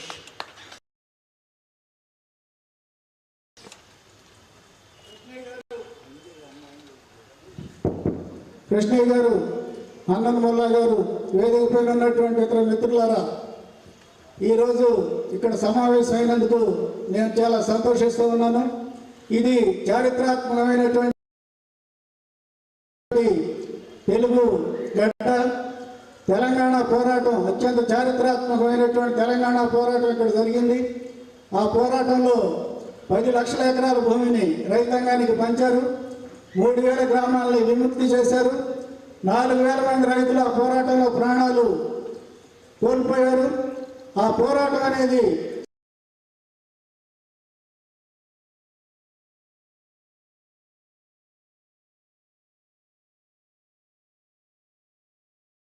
స్వాతంత్రానికి ముందు, స్వాతంత్రం తర్వాత కూడా జరిగింది.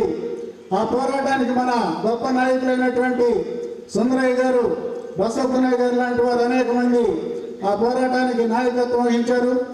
ఆ పోరాటంలో అనేక మంది మరణించారు. ఆ పోరాటంలో మరణించినటువంటి వారందరికీ కూడా నేను శ్రద్ధాంజలి ఘటిస్తా ఉన్నాను. ఆ పోరాటం తర్వాత కూడా అనేక మంది ప్రభుత్వం చేసినటువంటి నిర్బంధంలో పోలీస్ బుల్లెట్లకు గురై మరణించారు. వారందరికీ కూడా నేను శ్రద్ధాంజలి ఘటిస్తూ ఉన్నాను. అలానే ఆంధ్ర రాష్ట్రంలో వచ్చినటువంటి గొప్ప నాయకులు, ముఖ్యంగా ఈ గుంటూరు జిల్లాలో వచ్చినటువంటి నాయకులు మోటూరు హనుమంతరావు, ఎల్పి గంగాధరరావు, కొరటాల సత్యనారాయణ, ఇటువంటి నాయకులందరికీ కూడా నేను శ్రద్ధాంజలి ఘటిస్తూ ఉన్నాను. వారితో పాటుగా కిసాన్ సభలో ముఖ్య నాయకుడిగా ఉండి ఆ సంఘానికి ప్రధాన కార్యదర్శి అయ్యి తర్వాత అధ్యక్షుడు కూడా అయినటువంటి ఎన్జి రంగా కూడా గొప్ప నాయకుడు, రైతాంగ నాయకుడు. ఆయన కూడా నేను శ్రద్ధాంజలి ఘటిస్తా ఉన్నాను. ఈ రకంగా ఆంధ్ర రాష్ట్రంలో చారిత్రాత్మకమైనటువంటి ఇక్కడ మన సమావేశం అవుతున్నందుకు నేను సంతోషాన్ని వ్యక్తం చేస్తూ ఉన్నాను. Comrades and friends, I also want to pay homage to a very legendary women peasant leader of Andhra and Telangana, Comrade Mallu Swarajyam, who passed away a few months ago. A very great fighter, a very great freedom fighter and a big leader of the Telangana armed struggle among the women. We are today having this public meeting on a historic day. 19th November, exactly today 1 year ago, the farmers of India made Narendra Modi surrender and the 3 farm laws were repealed, and this announcement was made by Narendra Modi today 19th November 2021. This is the first anniversary of that victory. Comrade Hananda has told you, a huge struggle, lakhs of farmers for 380 days, more than 700 martyrs in this 1 year.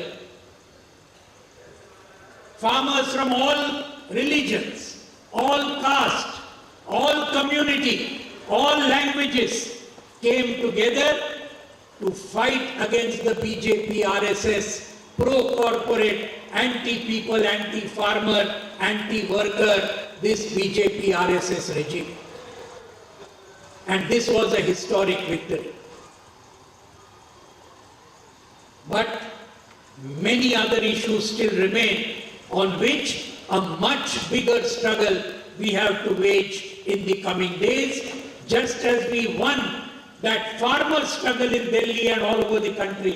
We have to win even the coming struggle, and for this all of us have to come together to defeat this Modi government, which is without any doubt the worst government, most communal, most authoritarian, most pro-corporate government in the history of independent India of the last 75 years.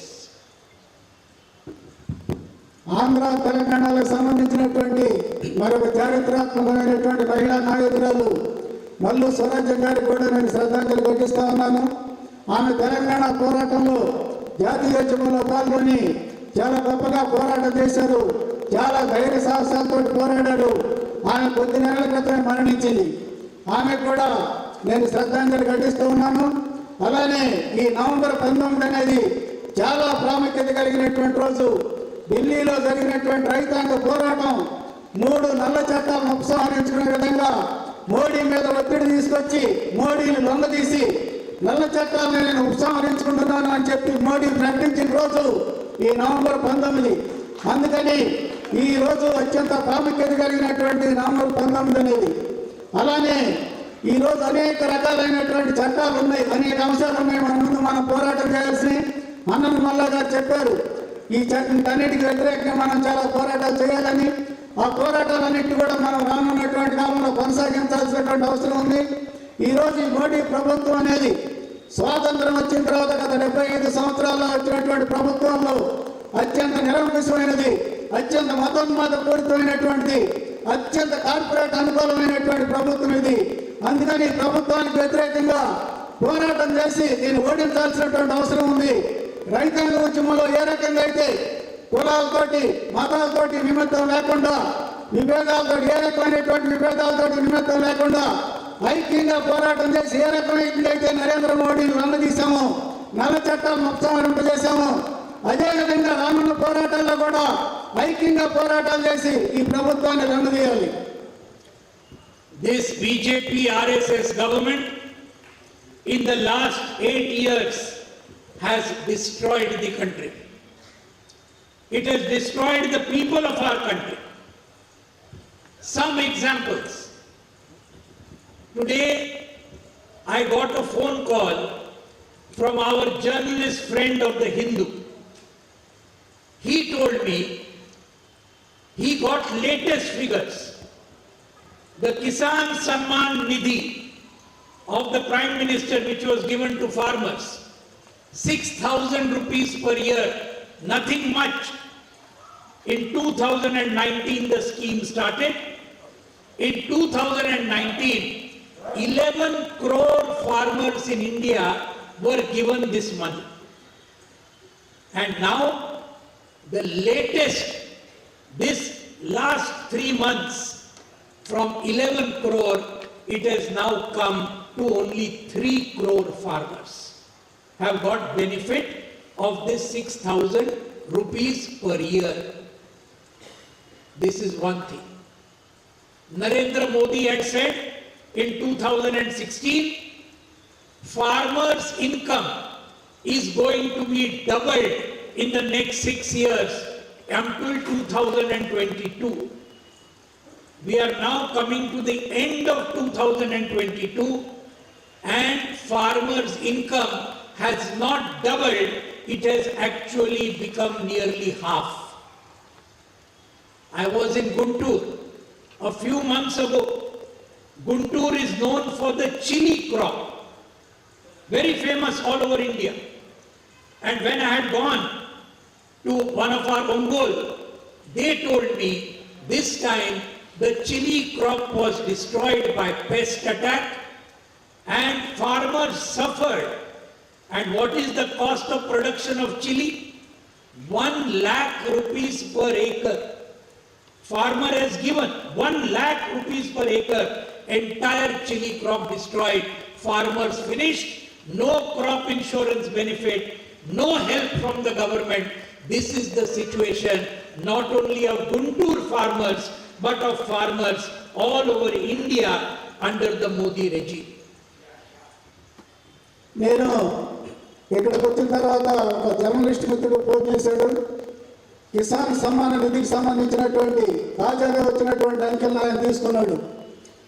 Kisan Samman Nidhi కింద ప్రతి రైతుకి సంవత్సరానికి 6,000 రూపాయలు ఇస్తామని చెప్పి 2019లో దీన్ని ప్రభుత్వం ప్రారంభించింది. అప్పుడు 11 కోట్ల మందికి ఇచ్చామని చెప్పి ప్రభుత్వం ప్రకటించింది. తాజాగా వచ్చినటువంటి లెక్కలను చూస్తే 3 కోట్ల మందికి మాత్రమే దీన్ని ఇచ్చామని చెప్పి ప్రభుత్వం ఇచ్చినటువంటి లెక్కలు తెలియజేస్తూ ఉన్నాయి. అంటే పథకాన్ని ఏ రకంగా దిగజార్చారనేది, ఎంత తక్కువ మందికి ఇస్తున్నారు, ఎంత తక్కువ మొత్తం వచ్చి సరిపెడుతున్నారు అనేది స్పష్టమవుతూ ఉంది. అలాగే 2016లో నరేంద్ర మోడీ రైతాంగం యొక్క ఆదాయాన్ని రెట్టింపు చేస్తాము 2024 అని చెప్పాడు. 2022 వచ్చింది. ఇప్పుడు చూస్తే రైతాంగం యొక్క ఆదాయాలు పెరిగినటువంటి పరిస్థితి లేదు. ఆనాడు ఉన్నటువంటి ఆదాయం కూడా ఇంకా తగ్గిపోయినటువంటి పరిస్థితి ఉంది. ఈ ప్రభుత్వం అనుసరిస్తున్నటువంటి విధానాల వల్ల ఆ రకంగా ఆదాయాలు పెరగకపోగా తగ్గినటువంటి పరిస్థితి ఉంది. అందుకని ఈ రకమైనటువంటి పరిస్థితి నరేంద్ర మోడీ ప్రభుత్వంలో అమలు జరుగుతూ ఉంది. అంతేకాకుండా నేను ఈ మధ్యనే ఒంగోలు మిర్చి రైతుల సదస్సులో పాల్గొనడానికి వెళ్ళాను. ఆ రోజు అక్కడ పాల్గొన్న సందర్భంలో రైతాంగం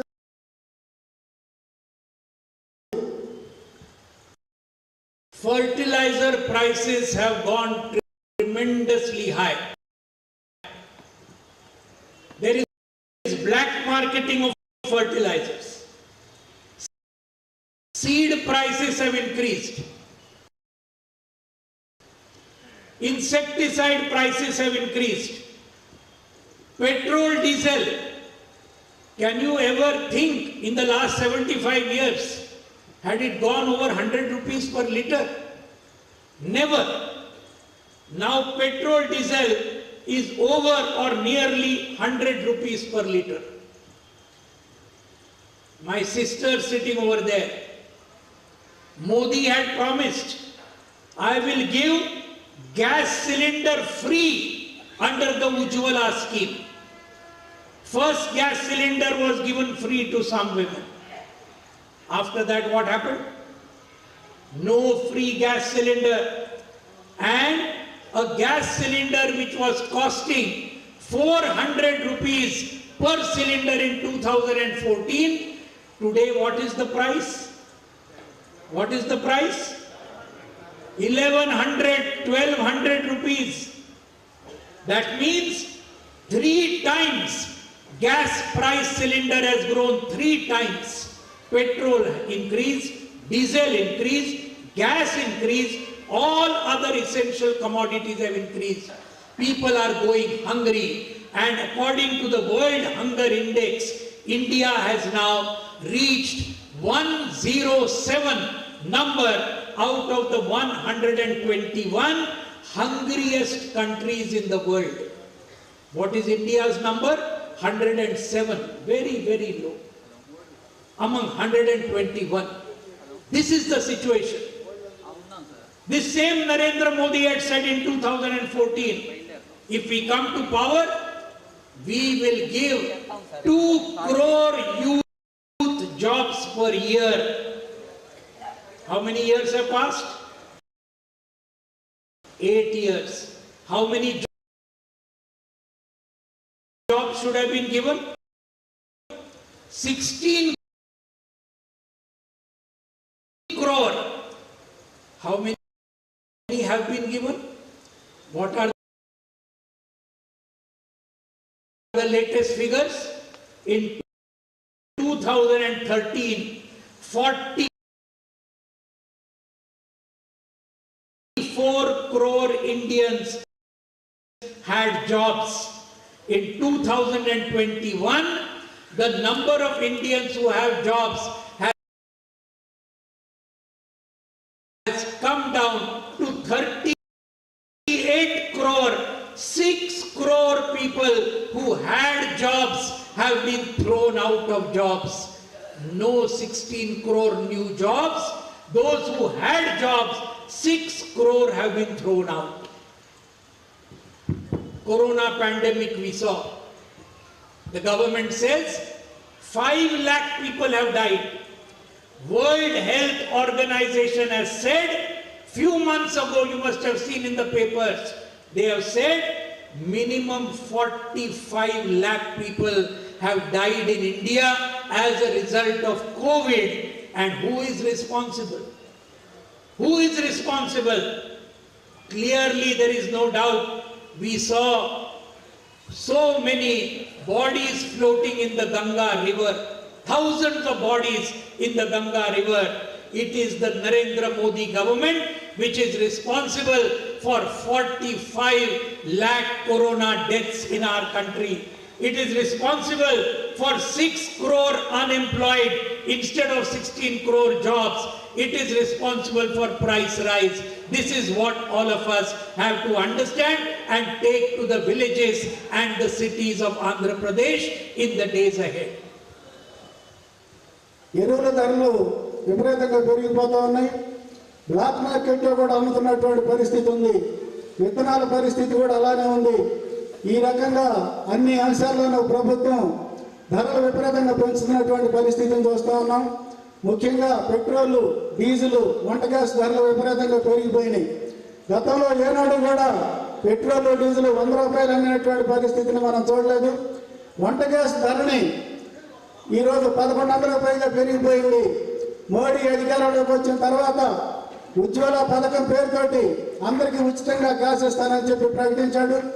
మొదట 400 ఉన్న మోడీ అధికారంలోకి వచ్చిన రోజు, కానీ ఈనాడు చూస్తే 1100కి వంట గ్యాస్ ధర పెరిగిపోయినటువంటి పరిస్థితి ఉంది. ఈ రకంగా ఉద్యోగాల గురించి కూడా ఇదే రకంగా ఈ ప్రభుత్వం చెప్పింది. మొత్తం సంవత్సరానికి 2 కోట్ల మందికి ఉద్యోగాలు ఇస్తామని చెప్పి మోడీ ప్రకటించాడు. కానీ మోడీ అధికారంలోకి వచ్చిన నాటికి ఈనాటికి కానీ దేశంలో ఉద్యోగాలు చేస్తున్నటువంటి వాళ్ళ సంఖ్యను చూస్తే చాలా వ్యత్యాసం కనిపిస్తుంది. మోడీ అధికారంలోకి వచ్చిన నాటికి 44 కోట్ల మంది పైగా దేశంలో ఉద్యోగాలు చేస్తూ ఉన్నారు. అదే గత సంవత్సరం కానీ మనం చూస్తే 38 కోట్ల మంది మాత్రమే ఉద్యోగాలు చేస్తూ ఉన్నారు. అంటే 6 కోట్ల మంది భారతీయులకు ఉద్యోగాలు పోయినాయి. మోడీ సంవత్సరానికి 2 కోట్ల మందికి ఉద్యోగాలు ఇవ్వటం కాకుండా మొత్తం 8 సంవత్సరాల కాలంలో 6 కోట్ల మందికి అదనంగా ఉద్యోగాలు పోయినటువంటి పరిస్థితి ఉంది. ఈ రకంగా మోడీ పాలనలో విపరీతమైనటువంటి భారాలు ప్రజానీకం మీద పడ్డాయి. దారిద్ర్యం విపరీతంగా పెరిగిపోయింది. దేశంలో మన దేశం ప్రపంచం యొక్క ఆఖరి సూచీలో 121 దేశాలు ఉంటే 107వ స్థానంలో మన దేశం ఉందని చెప్తుంటారు. ఈ రకంగా ఆకలి బాధలో కూడా దేశాన్ని అట్టడుగు స్థాయి చేయ పరిస్థితి ఈరోజు మోడీ ప్రభుత్వం అనుసరించిన విధానాల వల్ల జరిగింది. ఈ విధంగా అన్ని అంశాల్లోనూ మోడీ పరిపాలన అనేది దేశాన్ని యథాగతికి దిగజార్చినటువంటి పరిస్థితి ఉంది. ఉద్యోగాలు కల్పించడంలో కానివ్వండి, ధరల పెంపుదలలో కానివ్వండి, ఈ రకమైనటువంటి అన్నింటిలో కూడా అట్టడుగు తీసుకొచ్చింది. చివరికి కోవిడ్ సందర్భంలో జరిగిన మరణాల్లో కూడా మన దేశం చాలా రికార్డు స్థాయిలో జరిగినాయి. 5 లక్షల మంది చనిపోయారు దేశంలో అని చెప్పి మోడీ ప్రభుత్వం ప్రకటించింది. కానీ ఐక్యరాజ్య సమితి ఆరోగ్య సంస్థ మాత్రం భారతదేశంలో 45 లక్షల మంది కోవిడ్తో చనిపోయారని చెప్పి ప్రకటించింది. అంటే ఎంత బాధ్యత రాయించిందో ఈ ప్రభుత్వం వ్యవహరిస్తా ఉందనేది స్పష్టం అవుతా ఉంది. ఎవరు ఈ 45 లక్షల మరణాలకు బాధ్యులు అనేది చెప్పాల్సినటువంటి అవసరం ఉంది. ఈ రకంగా మోడీ ప్రభుత్వం దేశాన్ని అన్ని రకాలుగాను అధోగతికి తీసుకెళ్లే విధానాల్ని అనుసరించింది. But there are 2 worse things that the BJP, RSS, Modi and Amit Shah government are doing. And which are these 2 worse things? Number 1, it is trying to sell off the country. And number 2, it is trying to divide the country. These are the 2 things. You see, regarding selling off the country, any sector is remaining. Railway privatized, airport privatized, all given to Gautam Adani. Airline privatized, only one we had, Air India, sold off to Tata. Ports sold off to Gautam Adani. Telecom, our mobile, BSNL, they are finishing. Why? To help Mukesh Ambani's Jio Mobile. That is what they are doing. All other, bank, insurance, education, mines, factories, steel factories, health services, defense, every sector they are selling off to big corporates, Indian and foreign. I was there in Visakhapatnam in Andhra last year during the farmer struggle. A big struggle, you know. Vizag steel privatization struggle going on for the last 2 years. Vizag Steel public sector company. Modi government took out a fatwa 27 January 2021. Public sector Vizag Steel will be sold. 35,000 workers are working. And how much it will be sold? What is the price of Vizag Steel today? 3 lakh crore rupees is the worth of the property. 3 lakh crore rupees. How much it will be sold for? Only 13,000 crore rupees to Gautam Adani, closest friend of Narendra Modi. This is the situation. For last 1 year, our trade unions are fighting. Our CITU is fighting. ITUC is fighting, INTUC is fighting, all other trade unions are fighting. All political parties in Andhra Pradesh except BJP has supported the Vizag struggle against privatization. Whole country is being sold. This is what we have to stop under any conditions. దేశంలో ఉన్నటువంటి RSS, BJP, Modi, Amit Shah తోటి కలిసి రెండు దుర్మార్గమైనటువంటి చర్యలు తీసుకోవడానికి పూనుకున్నాయి. ఒకటి, దేశాన్ని మొత్తాన్ని ప్రైవేట్ వాళ్ళకి అప్పగించడం. రెండోది, దేశాన్ని చేర్చడం.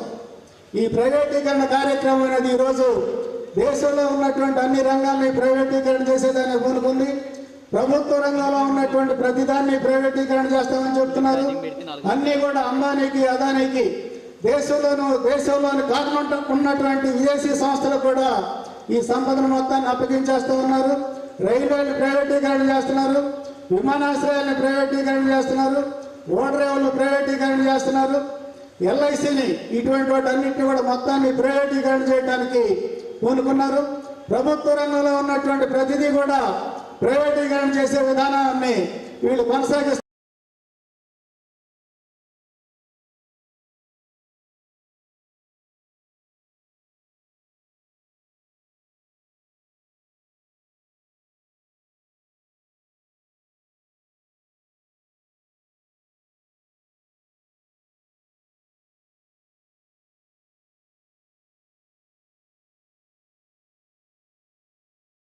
ఉన్నారు. ఈ ప్రైవేటీకరణ విధానానికి వ్యతిరేకంగా పెద్ద ఎత్తున పోరాటాలు జరుగుతూ ఉన్నాయి. సిఐటియు పోరాటం చేస్తూ ఉంది, ఇతర కార్మిక సంఘాలు చేస్తున్నాయి, ఆయా సంస్థల్లో ఉన్నటువంటి సంఘాలు కూడా పోరాటం చేస్తున్నాయి. రైతాంగ వ్యతిరేక చట్టాలపైన పోరాటం జరుగుతున్నటువంటి సందర్భంలో నేను ఆంధ్ర రాష్ట్రానికి వచ్చాను. విశాఖపట్నం వెళ్ళినప్పుడు అక్కడ జరుగుతున్నటువంటి పెద్ద పోరాటం చూశాను. అక్కడ ఉన్నటువంటి ఉక్కు ఫ్యాక్టరీని 35,000 మంది పనిచేస్తూ ఉన్నారు.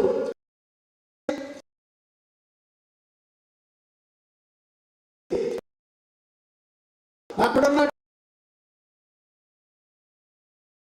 ఆ పోరాటం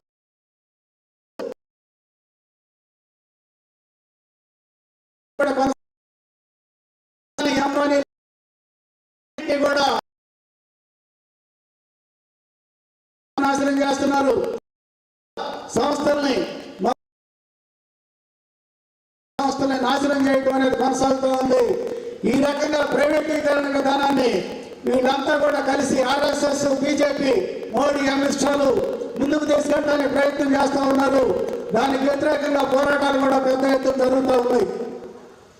The second thing they are doing is trying to divide the country on the basis of religion, on the basis of caste, on the basis of language, because they know people are against them. Farmers are against them, workers are against them, agricultural laborers are against them, students, youth and women are against them. So what do? They have taken the example of British imperialist rule. What did the British do? They also knew Indians are against them. So what they did? They formed a policy of divide and rule. We saw in our history books, divide and rule. Muslim League was formed, RSS was formed, Hindu Mahasabha was formed. None ever took part in the freedom struggle of India. Imperialism. Not you will find among the Muslim League, RSS and Hindu Mahasabha, except one, his name is Vinayak Damodar Savarkar, and he also from the Andaman wrote not one, 5 mercy petitions to the British. He was left, and after he was left, he never fought against the British again. On the contrary, all of them helped the British in their policy of divide and rule. This led to the partition of India and Pakistan. So divide and rule of the British became a success. Today, the BJP RSS is using the same policy. And after independence, what was the first thing that the RSS and the Hindu Mahasabha did? On 30th January 1948, Nathuram Godse of the RSS, Nathuram Godse of the Hindu Mahasabha, along with many others, they killed the father of the nation, Mahatma Gandhi, in Delhi. This is the work that they do. Did they stop with Mahatma Gandhi? This same ideology killed Dr. Narendra Dabholkar. It killed Comrade Govind Pansare. It killed Professor M.M. Kalburgi. It killed Gauri Lankesh, a woman journalist in Bangalore. It killed Rohit Vemula. It killed Muhammad Akhlaq. It killed many people all over the country. This is what we have to understand. This divide and rule, all of us have to understand, we have to fight against it without compromise.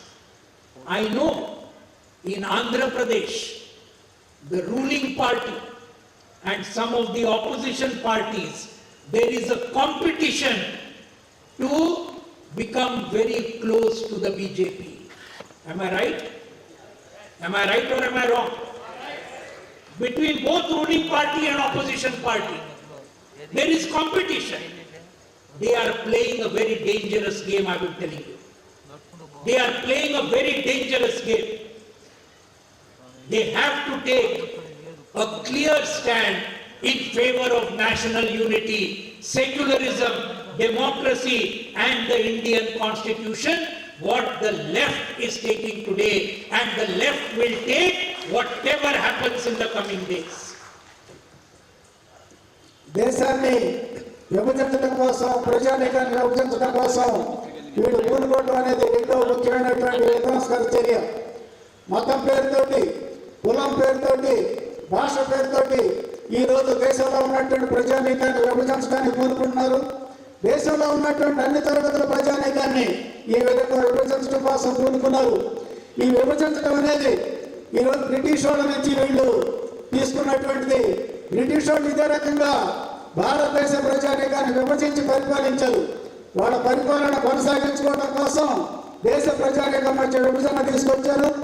ఆ కాలంలో ఈ విభజన రాజకీయాల ఫలితంగానే హిందూ మహాసభ ఏర్పడింది, RSS ఏర్పడింది, ముస్లిం league ఏర్పడింది. ఈ మూడింట్లోనూ ఒక్కరంటే ఒక్కరు కూడా స్వాతంత్ర సమర యోధులు లేరు. వీళ్ళెవరు కూడా స్వాతంత్ర పోరాటంలో పాల్గొనలేదు. వీళ్ళంతా కూడా బ్రిటిష్ వాళ్ళ విధానాలు ముందుకు పోవడానికి దోహదం చేశారు. ఈ మూడింట్లోనూ ఒక్క వినాయక దామోదర్ సావర్కర్ మాత్రమే స్వాతంత్ర పోరాటంలో పాల్గొన్నాడు. స్వాతంత్ర పోరాటంలో పాల్గొని అండమాన్ సెల్యులర్ జైల్లో శిక్షణ అనుభవించడం ప్రారంభమైన తర్వాత ఆయన వైఖరి మార్చుకొని 5 క్షమాభిక్ష పిటిషన్లని బ్రిటిష్ వాళ్ళకు పెట్టుకున్నాడు. బ్రిటిష్ వాళ్ళు ప్రసాదించిన క్షమాభిక్షతోటి జైలు నుంచి బయటపడి తర్వాత బయటకు వచ్చాడు. ఆ తర్వాత కాలం అంతా కూడా ఆయన ఈ మతోన్మాదాన్ని ముందుకు తీసుకెళ్ళడానికి బ్రిటిష్ వాళ్ళు అనుసరించినటువంటి విభజిత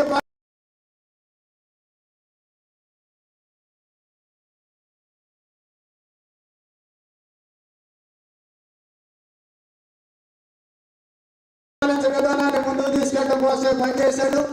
ఈ రకంగా ఈ సంస్థలు మొత్తం కూడా విభజన రాజకీయాలను అనుసరించినాయి.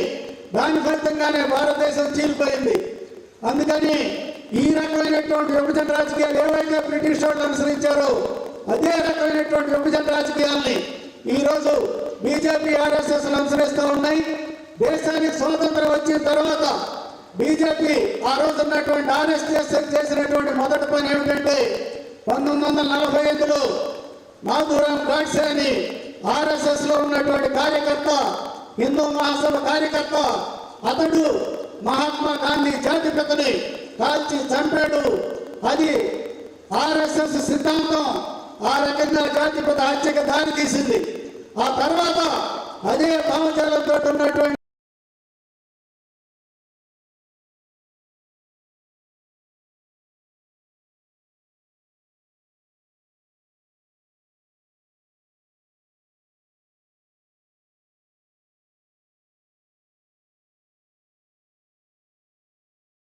is going towards its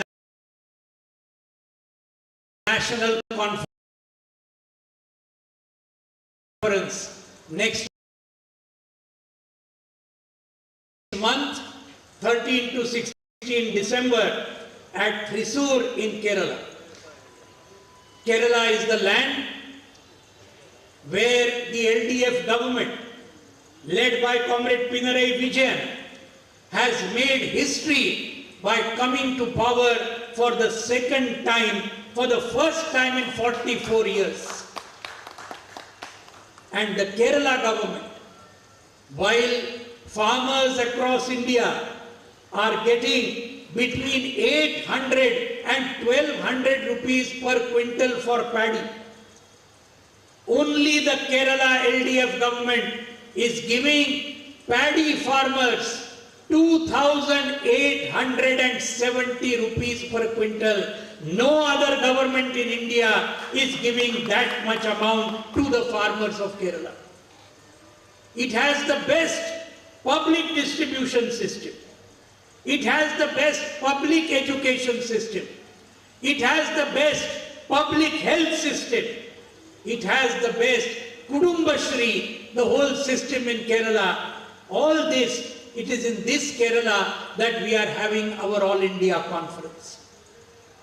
Our other state units, our West Bengal unit, from 1st November up to 30th November, lakhs of farmers, workers and agricultural laborers are going in Padayatra to every village of West Bengal. They are meeting every house, every person, and for 1 month they will cover all the villages of West Bengal. Our Tripura comrades are fighting against the attacks of the BJP, RSS over there. All over the country, the Kisan Sabha is growing. You have been told this year 1,37 lakh membership, 19 lakh increase in the last 1 year as a result of all the struggles. Our Andhra Pradesh committee, our Telangana committee, all our other states have done excellent work in the last farmer struggle. They have led local issues, everything. But these are the issues which Hananda has told you, which I have told you. These are the issues facing farmers, facing the country, that the Thrissur conference of the All India Kisan Sabha is going to take up, and through a large struggle all over the country. 26th November, already you have been told. Another major struggle, 5th of April 2023. Before that, the whole country, we will go to every house, we will go to every village, we will go to every mohalla in every city. And on the 5th of April 2023, CITU, Kisan Sabha, Agricultural Workers Union, we will have 5 lakh strong rally before Parliament in New Delhi, the biggest red flag rally in the 75 years after independence. That is what we are aiming at, and this is what the martyrs of the freedom struggle, Alluri Sitaram Raju from Andhra Pradesh, Birsa Munda from Jharkhand, Bhagat Singh, Rajguru, Sukhdev, Chandrasekhar Azad, Ashfaqullah Khan, at the same time Jatin Das, all these, Udham Singh, Khudiram Bose, these are our ideals who will take us forward in this struggle. With this, the Kisan Sabha will definitely grow, will definitely create history all over the country. I appeal to all of you to help the Kisan Sabha in every way to bring it forward as the premier organization of farmers of India, which it already is, but to strengthen it much further. Thank you very much. Long live revolution, Inqilab Zindabad. వచ్చే నెల 13 నుంచి 16వ తేదీ వరకు కిసాన్ సభ అఖిల భారత మహాసభలు కేరళలో జరగబోతా ఉన్నాయి. కేరళలో కామ్రేడ్ విజయన్ నాయకత్వాన వామపక్ష ప్రభుత్వం గత 44 సంవత్సరాల చరిత్రలో వరుసగా రెండోసారి అధికారంలోకి వచ్చింది. అనేక ప్రజాహితమైనటువంటి కార్యక్రమాలను అమలు జరుపుతూ ఉంది. మంచి ఫ్యామిలీ ఆసుపత్రుల విధానాన్ని అమలు చేసింది. అలానే విద్యా విధానాన్ని అమలు చేస్తూ ఉంది.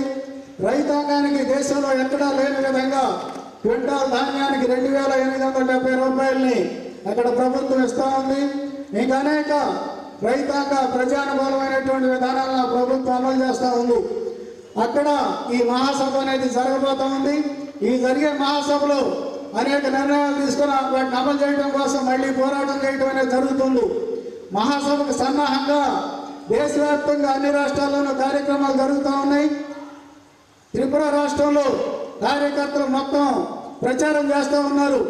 బెంగాల్లో గత 4 రోజుల నుంచి అక్కడ ఉన్నటువంటి కిసాన్ సభ కార్యకర్తలు ప్రతి ఇంటికి వెళ్ళి, ప్రతి గ్రామంలోనూ ప్రతి ఇంటికి వెళ్ళి రైతాంగాన్ని కలుస్తూ ఉన్నారు.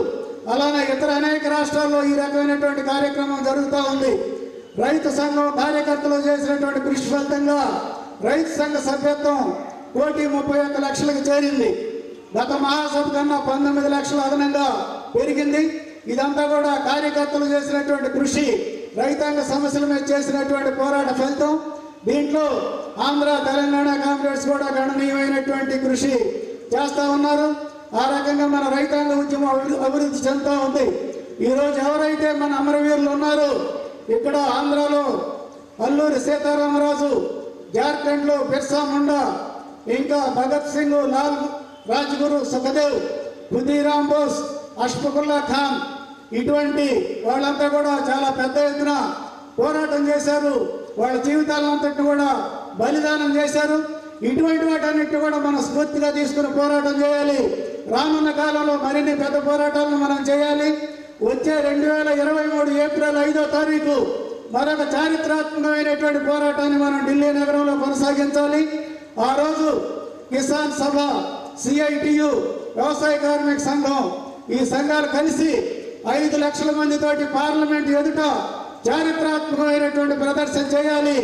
ఇంత పెద్ద ప్రదర్శన స్వాతంత్రానంతరం పార్లమెంట్ ఎదుట జరిగినటువంటి దాఖలా లేదు.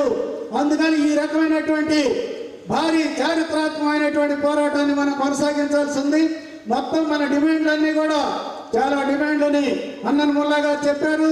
నేను కొన్ని అంశాలు చెప్పాను. మొత్తం ఈ డిమాండ్లన్నిటి సాధన కోసం రానున్నటువంటి కాలంలో మనం అందరం కూడా రైతాంగాన్నంతా కలిసి పోరాటాన్ని ముందుకు తీసుకెళ్లాలని చెప్పి మీ అందరికి కూడా మనవి చేస్తూ సెలవు తీసుకుంటున్నాను. విప్లవం వర్ధిల్లాలి, పోరాటాలు వర్ధిల్లాలి. మిత్రులారా, భారత రైతాంగ ఉద్యమానికి దిశానిర్దేశం చేస్తున్న అఖిల భారత రైతు సంఘం దేశ అధ్యక్షుడిగా మన అశోక్ ధవలే గారు చక్కటి సందేశం ఇచ్చారు.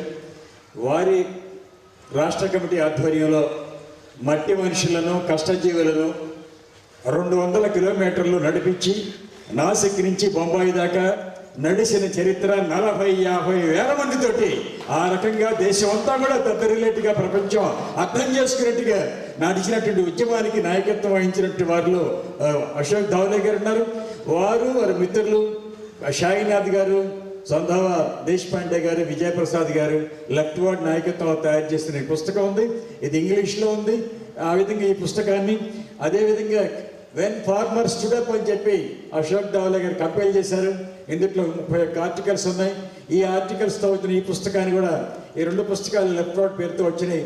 వీళ్ళంత పెద్దలు, మిత్రులు, శ్రేయభిలాషులందరూ కూడా ఈ విషయాలు చదివి రాబోయే దేశాంగ పోరాటానికి, ఢిల్లీని దద్దరించడానికి, ఆ విధంగా ఢిల్లీలో ఉన్న మోడీని ఇంటికి పంపించేందుగా ఆ రకమైన పోరాటాన్ని రూపకల్పన చేయడానికి సన్నద్ధంగా అవడానికి పుస్తకాలన్నీ ఉపయోగించాలని చెప్పి కోరుతూ, ఇప్పుడు కొద్ది నిమిషాల్లో సభను ముగించబోతున్నాం.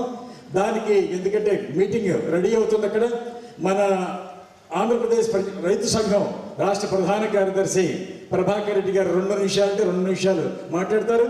వారి తర్వాత లక్ష్మణరావు గారు ఈ జిల్లాలో ఉన్నటువంటి అనేక విషయాలను అసెంబ్లీలో, కౌన్సిల్లో మాట్లాడారు. అన్ని విషయాలు అధ్యయనం చేస్తున్నారు. వాళ్ళకు 2 విషయాలు మాట్లాడతారు. 5-6 నిమిషాల్లో సభ ముగిస్తాం. కాబట్టి ముందు ప్రభాకర్ రెడ్డి గారు మన ఆంధ్రప్రదేశ్ రైతు సంఘం కొత్త కార్యదర్శిగా వచ్చారు. వారిని 2 నిమిషాలు, ఎందుకంటే సమస్యలు చాలా ఉన్నాయి, ఉద్యమ అనుభవం ఉంది, చెప్పగలరు. ఆ విధంగా హైదరాబాద్ ఉద్యమంలో నిలబడి పోరాడిన వాళ్ళలో కూడా ప్రభాకర్ రెడ్డి గారు చాలా ముందు పెట్టి ఉన్నారు. వారు 2 నిమిషాలు మాట్లాడతారు. సభాధ్యక్షులు కృష్ణయ్య గారు, వేదిక పైన అఖిల భారత నాయకత్వం, గుంటూరు జిల్లా నాయకత్వం, తెలంగాణ రైతాంగ నాయకత్వం అందరికీ ధన్యవాదాలు. సభకు ఇచ్చేసినటువంటి పెద్దలు, సోదరులు, సోదరిమణులందరికీ ధన్యవాదాలు. కృష్ణయ్య గారు కేవలం పరిచయం కోసమే నన్ను మాట్లాడమని చెప్పారు. నిన్ననే మా రాష్ట్ర కమిటీ సమావేశం జరిగింది. రాష్ట్ర కమిటీ నన్ను కార్యదర్శిగా ఎన్నుకుంది. రాష్ట్ర కమిటీకి ప్రత్యేకంగా ధన్యవాదాలు తెలియజేస్తున్నాను. అట్లే రాబోయే కాలంలో ఏదైతే అఖిల భారత నాయకత్వం దిశానిర్దేశం చేసిందో ఆ దిశగా ఆంధ్ర రాష్ట్రంలో రైతాంగ సమస్యల పరిష్కారం కోసం మన ఆంధ్రప్రదేశ్ రైతు సంఘం కృతనిశ్చయంతో పనిచేస్తుందని చెప్పేసి మీ దృష్టికి తీసుకొస్తున్నాను. ముఖ్యంగా ధాన్యం పంటలు చేతికొస్తున్నాయి, ధాన్యం ధరలు పడిపోతున్నాయి. ప్రభుత్వం ఏదైతే చెబుతుందో ఆర్బీకే ద్వారా మేము కొనుగోలు చేస్తామని చెప్పేసి అవన్నీ ఒట్టి మాటలుగా మాత్రమే మిగిలిపోతున్న పరిస్థితి మనం చూస్తున్నాం. అట్లే రాయలసీమ, ఉత్తరాంధ్ర ప్రాంతాల్లో విద్యుత్ మోటార్ల సమస్య చాలా తీవ్రంగా ముందుకు వస్తుంది. అట్లే ప్రత్యేకించి భూ సమగ్ర సర్వే అనే పేరుతోటి రాష్ట్ర ప్రభుత్వం మొత్తం వ్యవసాయ రంగాన్నే, రైతులనే చాలా సమస్యమయంగా చేసే ప్రయత్నం చేస్తుంది. ఇలాంటి అన్ని సమస్యలపైన ఆంధ్రప్రదేశ్ రైతు సంఘం రైతుల పక్షాన కృతనిశ్చయంతో పోరాడుతుందని చెప్పేసి మీకు అందరికీ మనవి చేస్తూ, నాకు ఇచ్చిన అవకాశానికి ధన్యవాదాలు తెలియజేస్తూ సెలవు తీసుకుంటున్నాను. ధన్యవాదాలు. ఇప్పుడు లక్ష్మణరావు గారు, అందరికి సుపరిచితులే, లక్ష్మణరావు గారు మాట్లాడతారు. మన ఎమ్మెల్సీ గారు ముందుగా అఖిల భారత రైతు సంఘం జాతీయ కౌన్సిల్ సమావేశాలకి విచ్చేసిన నాయకత్వం మొత్తానికి కూడా ఆహ్వాన సంఘం తరఫున హృదయపూర్వక అభినందనలు తెలియజేస్తున్నాం. నరేంద్ర మోడీ ప్రభుత్వం తెచ్చిన 3 వ్యవసాయ చట్టాలు రాజ్యాంగానికి విరుద్ధం, ఫెడరలిజానికి పూర్తి విరుద్ధం. వ్యవసాయం అనేది రాష్ట్ర జాబితాలో ఆ 3 చట్టాలకు వ్యతిరేకంగా జరిగిన ఒక చారిత్రాత్మక పోరాటంలో 380 రోజుల పాటు 500 రైతు సంఘాలు పాల్గొన్నాయి. అందులో అఖిల భారత రైతు సంఘం యాంకర్ పాత్ర, కీలక పాత్ర పోషించింది. దానిలో కీలక పాత్ర పోషించిన హనన్ మొల్లా, అశోక్ దావలే, విజు కృష్ణ ప్రసాద్, మనందరం వారి 4గురికి కరతాళ ధ్వనులతో అభినందనలు తెలియజేశారు. ఈ దేశంలో ఎల్పిజి లిబరలైజేషన్, ప్రైవేటైజేషన్, గ్లోబలైజేషన్ జరిగిన తర్వాత పెద్ద ఎత్తున నష్టపోయిన రంగం వ్యవసాయ రంగం. ఆ రంగాన్ని పునరుద్ధరించాలని స్వామినాథన్ కమిషన్ అనేక సిఫార్సులు చేసింది, అమలు జరగలేదు. రాజశేఖర రెడ్డి 2004లో ముఖ్యమంత్రి అయినప్పుడు ప్రొఫెసర్ జైతీ ఘోష్ కమిషన్ ఆయనే వేశాడు, మనం సంతోషించాం. జైతీ ఘోష్ కమిషన్ అనేక సిఫార్సులు చేసింది, వాటిని అమలు చేయలేదు. ఈ రోజుకి ఆ సంక్షోభం కొనసాగుతుంది. ఆ సంక్షోభం యొక్క ప్రభావం మన గుంటూరు జిల్లా మీద కూడా ఉంది. గుంటూరు జిల్లాకు సంబంధించి 4 అంశాలు నేను 2 నిమిషాల్లో మాట్లాడాను. మొదటిది, జగన్మోహన్ రెడ్డి ప్రభుత్వం వైఎస్ఆర్ రైతు బీమా ప్రవేశపెట్టింది. ప్రీమియం మేమే కడుతున్నాం ఉచితంగా అని చెప్పింది. కానీ మన జిల్లాను తీసుకున్నప్పుడు గత సంవత్సరం ఉమ్మడి జిల్లాలో చిల్లీస్, మిర్చి పంట 2,20,000 ఎకరాల్లో వేశారు. రాష్ట్రం మొత్తంలో ఇస్తారు. దానిలో 1,70,000 ఎకరాల్లో వేసిన మిర్చి పంట తామర తెగులు వల్ల పూర్తిగా నాశనమైంది. రైతులకి ఇంతవరకు ₹1 కూడా రాలేదు. చిత్రం ఏంటంటే పక్కనే ఉన్న కృష్ణా జిల్లాలో ఇదే చిల్లీస్ పంటకి ఎకరానికి 48,000 వచ్చింది. కానీ గుంటూరు జిల్లాలో ₹1 కూడా ఇది రాలేదు. ఇది ప్రభుత్వం యొక్క ఘోరమైన వైఫల్యం అని చెప్పేసి మీ దృష్టికి తెస్తున్నాను. గత సంవత్సర కాలంలో 30 మంది రైతులు ఆత్మహత్యలు చేసుకున్నారు. వాళ్ళందరూ మిర్చి రైతులే. మిర్చి పంటకు మీ అందరికీ తెలుసు, ₹1,00,000 నుంచి పైన పెట్టుబడి పెట్టాలి, అప్పులు చేశారు. ఇది మొదటి అంశం. రెండో అంశం, కల్తీ విత్తనాలకి, కల్తీ పురుగు మందులకి గుంటూరు ఒక పెద్ద పరిశ్రమ, అతిపెద్ద పరిశ్రమ. గతంలో అనేక చోట్ల కల్తీ విత్తనాలు వచ్చినప్పుడు మన రైతు సంఘం పోరాటం చేసింది. ఎదురుగా గద్దె చలమయ్య గారు ఉన్నాడు. పెదకూరపాడులో కల్తీ మిర్చి విత్తనాలు అమ్మితే మేము జాయింట్ కలెక్టర్కి రిప్రజెంట్ చేసి రైతులకు 34 లక్షలు నష్టపరిహారం ఇప్పించాం రైతు సంఘం ద్వారా. కానీ ఈ సంవత్సరం ఇప్పుడు అచ్చంపేట, పెదకూరపాడు, క్రోసూరు మొదలైన ప్రాంతాల్లో పత్తి విత్తనాలు పెద్ద ఎత్తున కల్తీ విత్తనాలు అమ్మి చెట్టు పెరిగింది, దానికి కాయ కానీ పువ్వు కానీ ఏమి ఉండదు అన్నమాట. రైతులు చాలా పెద్ద ఎత్తున ఆందోళన చేస్తున్నారు. మొన్న మన అంశాలను కూడా ప్రస్తావించడం అనేది జరిగింది. మూడోది, మొన్న కురిసిన భారీ వర్షాలకి ఈ జిల్లాలో పెద్ద ఎత్తున పంటలు నష్టపోయింది. మిర్చి నష్టపోయింది, పత్తి నష్టపోయింది, కొన్ని చోట్ల వరి పంట నష్టపోయింది. కానీ ఇంతవరకు ఎన్యూమరేషన్ జరగదు. ఎన్యూమరేషన్ చేయాల్సినటువంటి బాధ్యత ప్రభుత్వం మీద ఉంది. వెంటనే ఎన్యూమరేషన్ చేయాలని కూడా మనం డిమాండ్ చేస్తూ ఉన్నాం. ఇక 4వ అంశం, ధాన్యానికి సంబంధించి ఇప్పటికే పశ్చిమ గోదావరి, తూర్పు గోదావరిలో ధాన్యం వచ్చేసి అక్కడ పెద్ద ఎత్తున రైతులు ఆందోళన చేస్తున్నారు. కొనేవాళ్ళు లేరు. రైతు భరోసా కేంద్రాల గురించి కూడా కొంటాం. మన జిల్లాలో లేటుగా వస్తుంది ధాన్యం. కానీ మన జిల్లాలో కూడా తెనాలి, పొన్నూరు తదితర ప్రాంతాల్లో వరి పంట ఎక్కువ వేశారు కాబట్టి ఆ ధాన్యం కొనుగోలు కేంద్రాలు ఉండేలాగా మనం పెద్ద ఎత్తున ఆందోళన చేయాల్సి. ఇక చివరి అంశం, ఈ జిల్లాలో రైతాంగానికి సంబంధించి ఇరిగేషన్కి సంబంధించి 2 ముఖ్యమైన అంశాలు ఇప్పటికి. ఒకటి, గుంటూరు జిల్లాలో గుంటూరు ఛానల్ విస్తరణ జరగాలని ఒక 50 ఏళ్ల నుంచి రైతాంగం ఉద్యమాలు చేస్తుంది.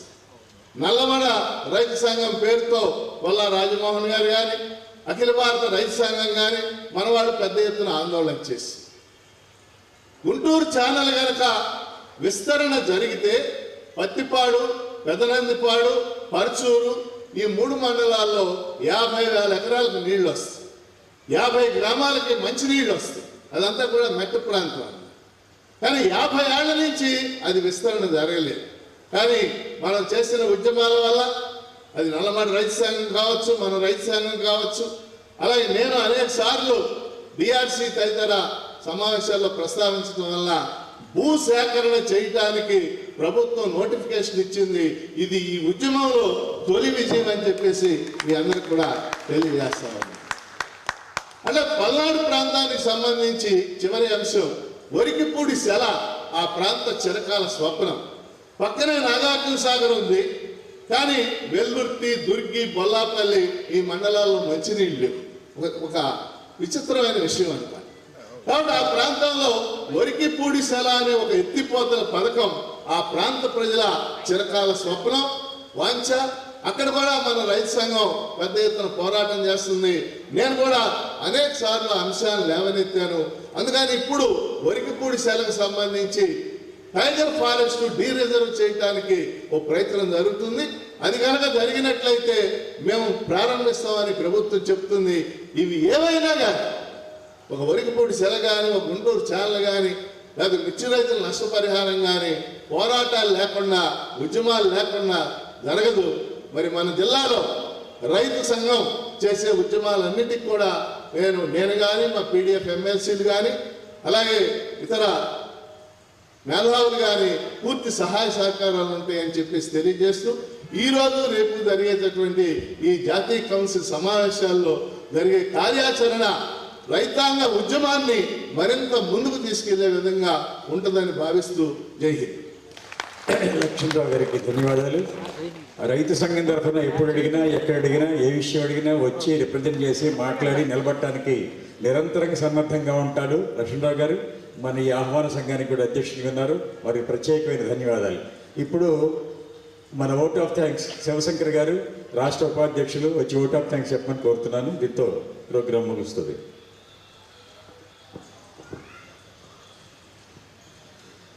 అధ్యక్షులు కృష్ణయ్య గారు, రైతు సోదరులరా, తక్కువ కాలంలోనే మరి ఈ సదస్సును ఏర్పాటు చేయాలని చెప్పేసి అనుకున్న తడపగా ఇక్కడ ఈ సదస్సును ఏర్పాటు చేయడానికి ఆహ్వాన సంఘం ఏర్పడింది. సెమినార్ని సక్సెస్ చేసినందుకు మీ అందరికీ వచ్చిన ధన్యవాదాలు. అలాగే మన ఆల్ ఇండియా నాయకత్వం మొత్తం కూడా ఈరోజు ఇక్కడికి వచ్చారు. ప్రధానంగా ఈ సదస్సులో అశోక్ తావలే గారు, అదేవిధంగా హనుమంత మొల్ల గారు, కృష్ణప్రసాద్, అదేవిధంగా ఆల్ ఇండియా ఇతర రాష్ట్ర నాయకత్వం, అదే జిల్లా నాయకత్వం, ఇతర ప్రజా సంఘాల నాయకత్వం మొత్తం కూడా రైతు సంఘం తరఫున ధన్యవాదాలు తెలియజేసుకుంటూ ఈ సదస్సును ఇంతతో ముగిస్తా ఉన్నాం. వర్ధిల్లాలి రైతు సంఘం, వర్ధిల్లాలి రైతు సంఘం, వర్ధిల్లాలి ఏకేఎస్, వర్ధిల్లాలి ఏకేఎస్.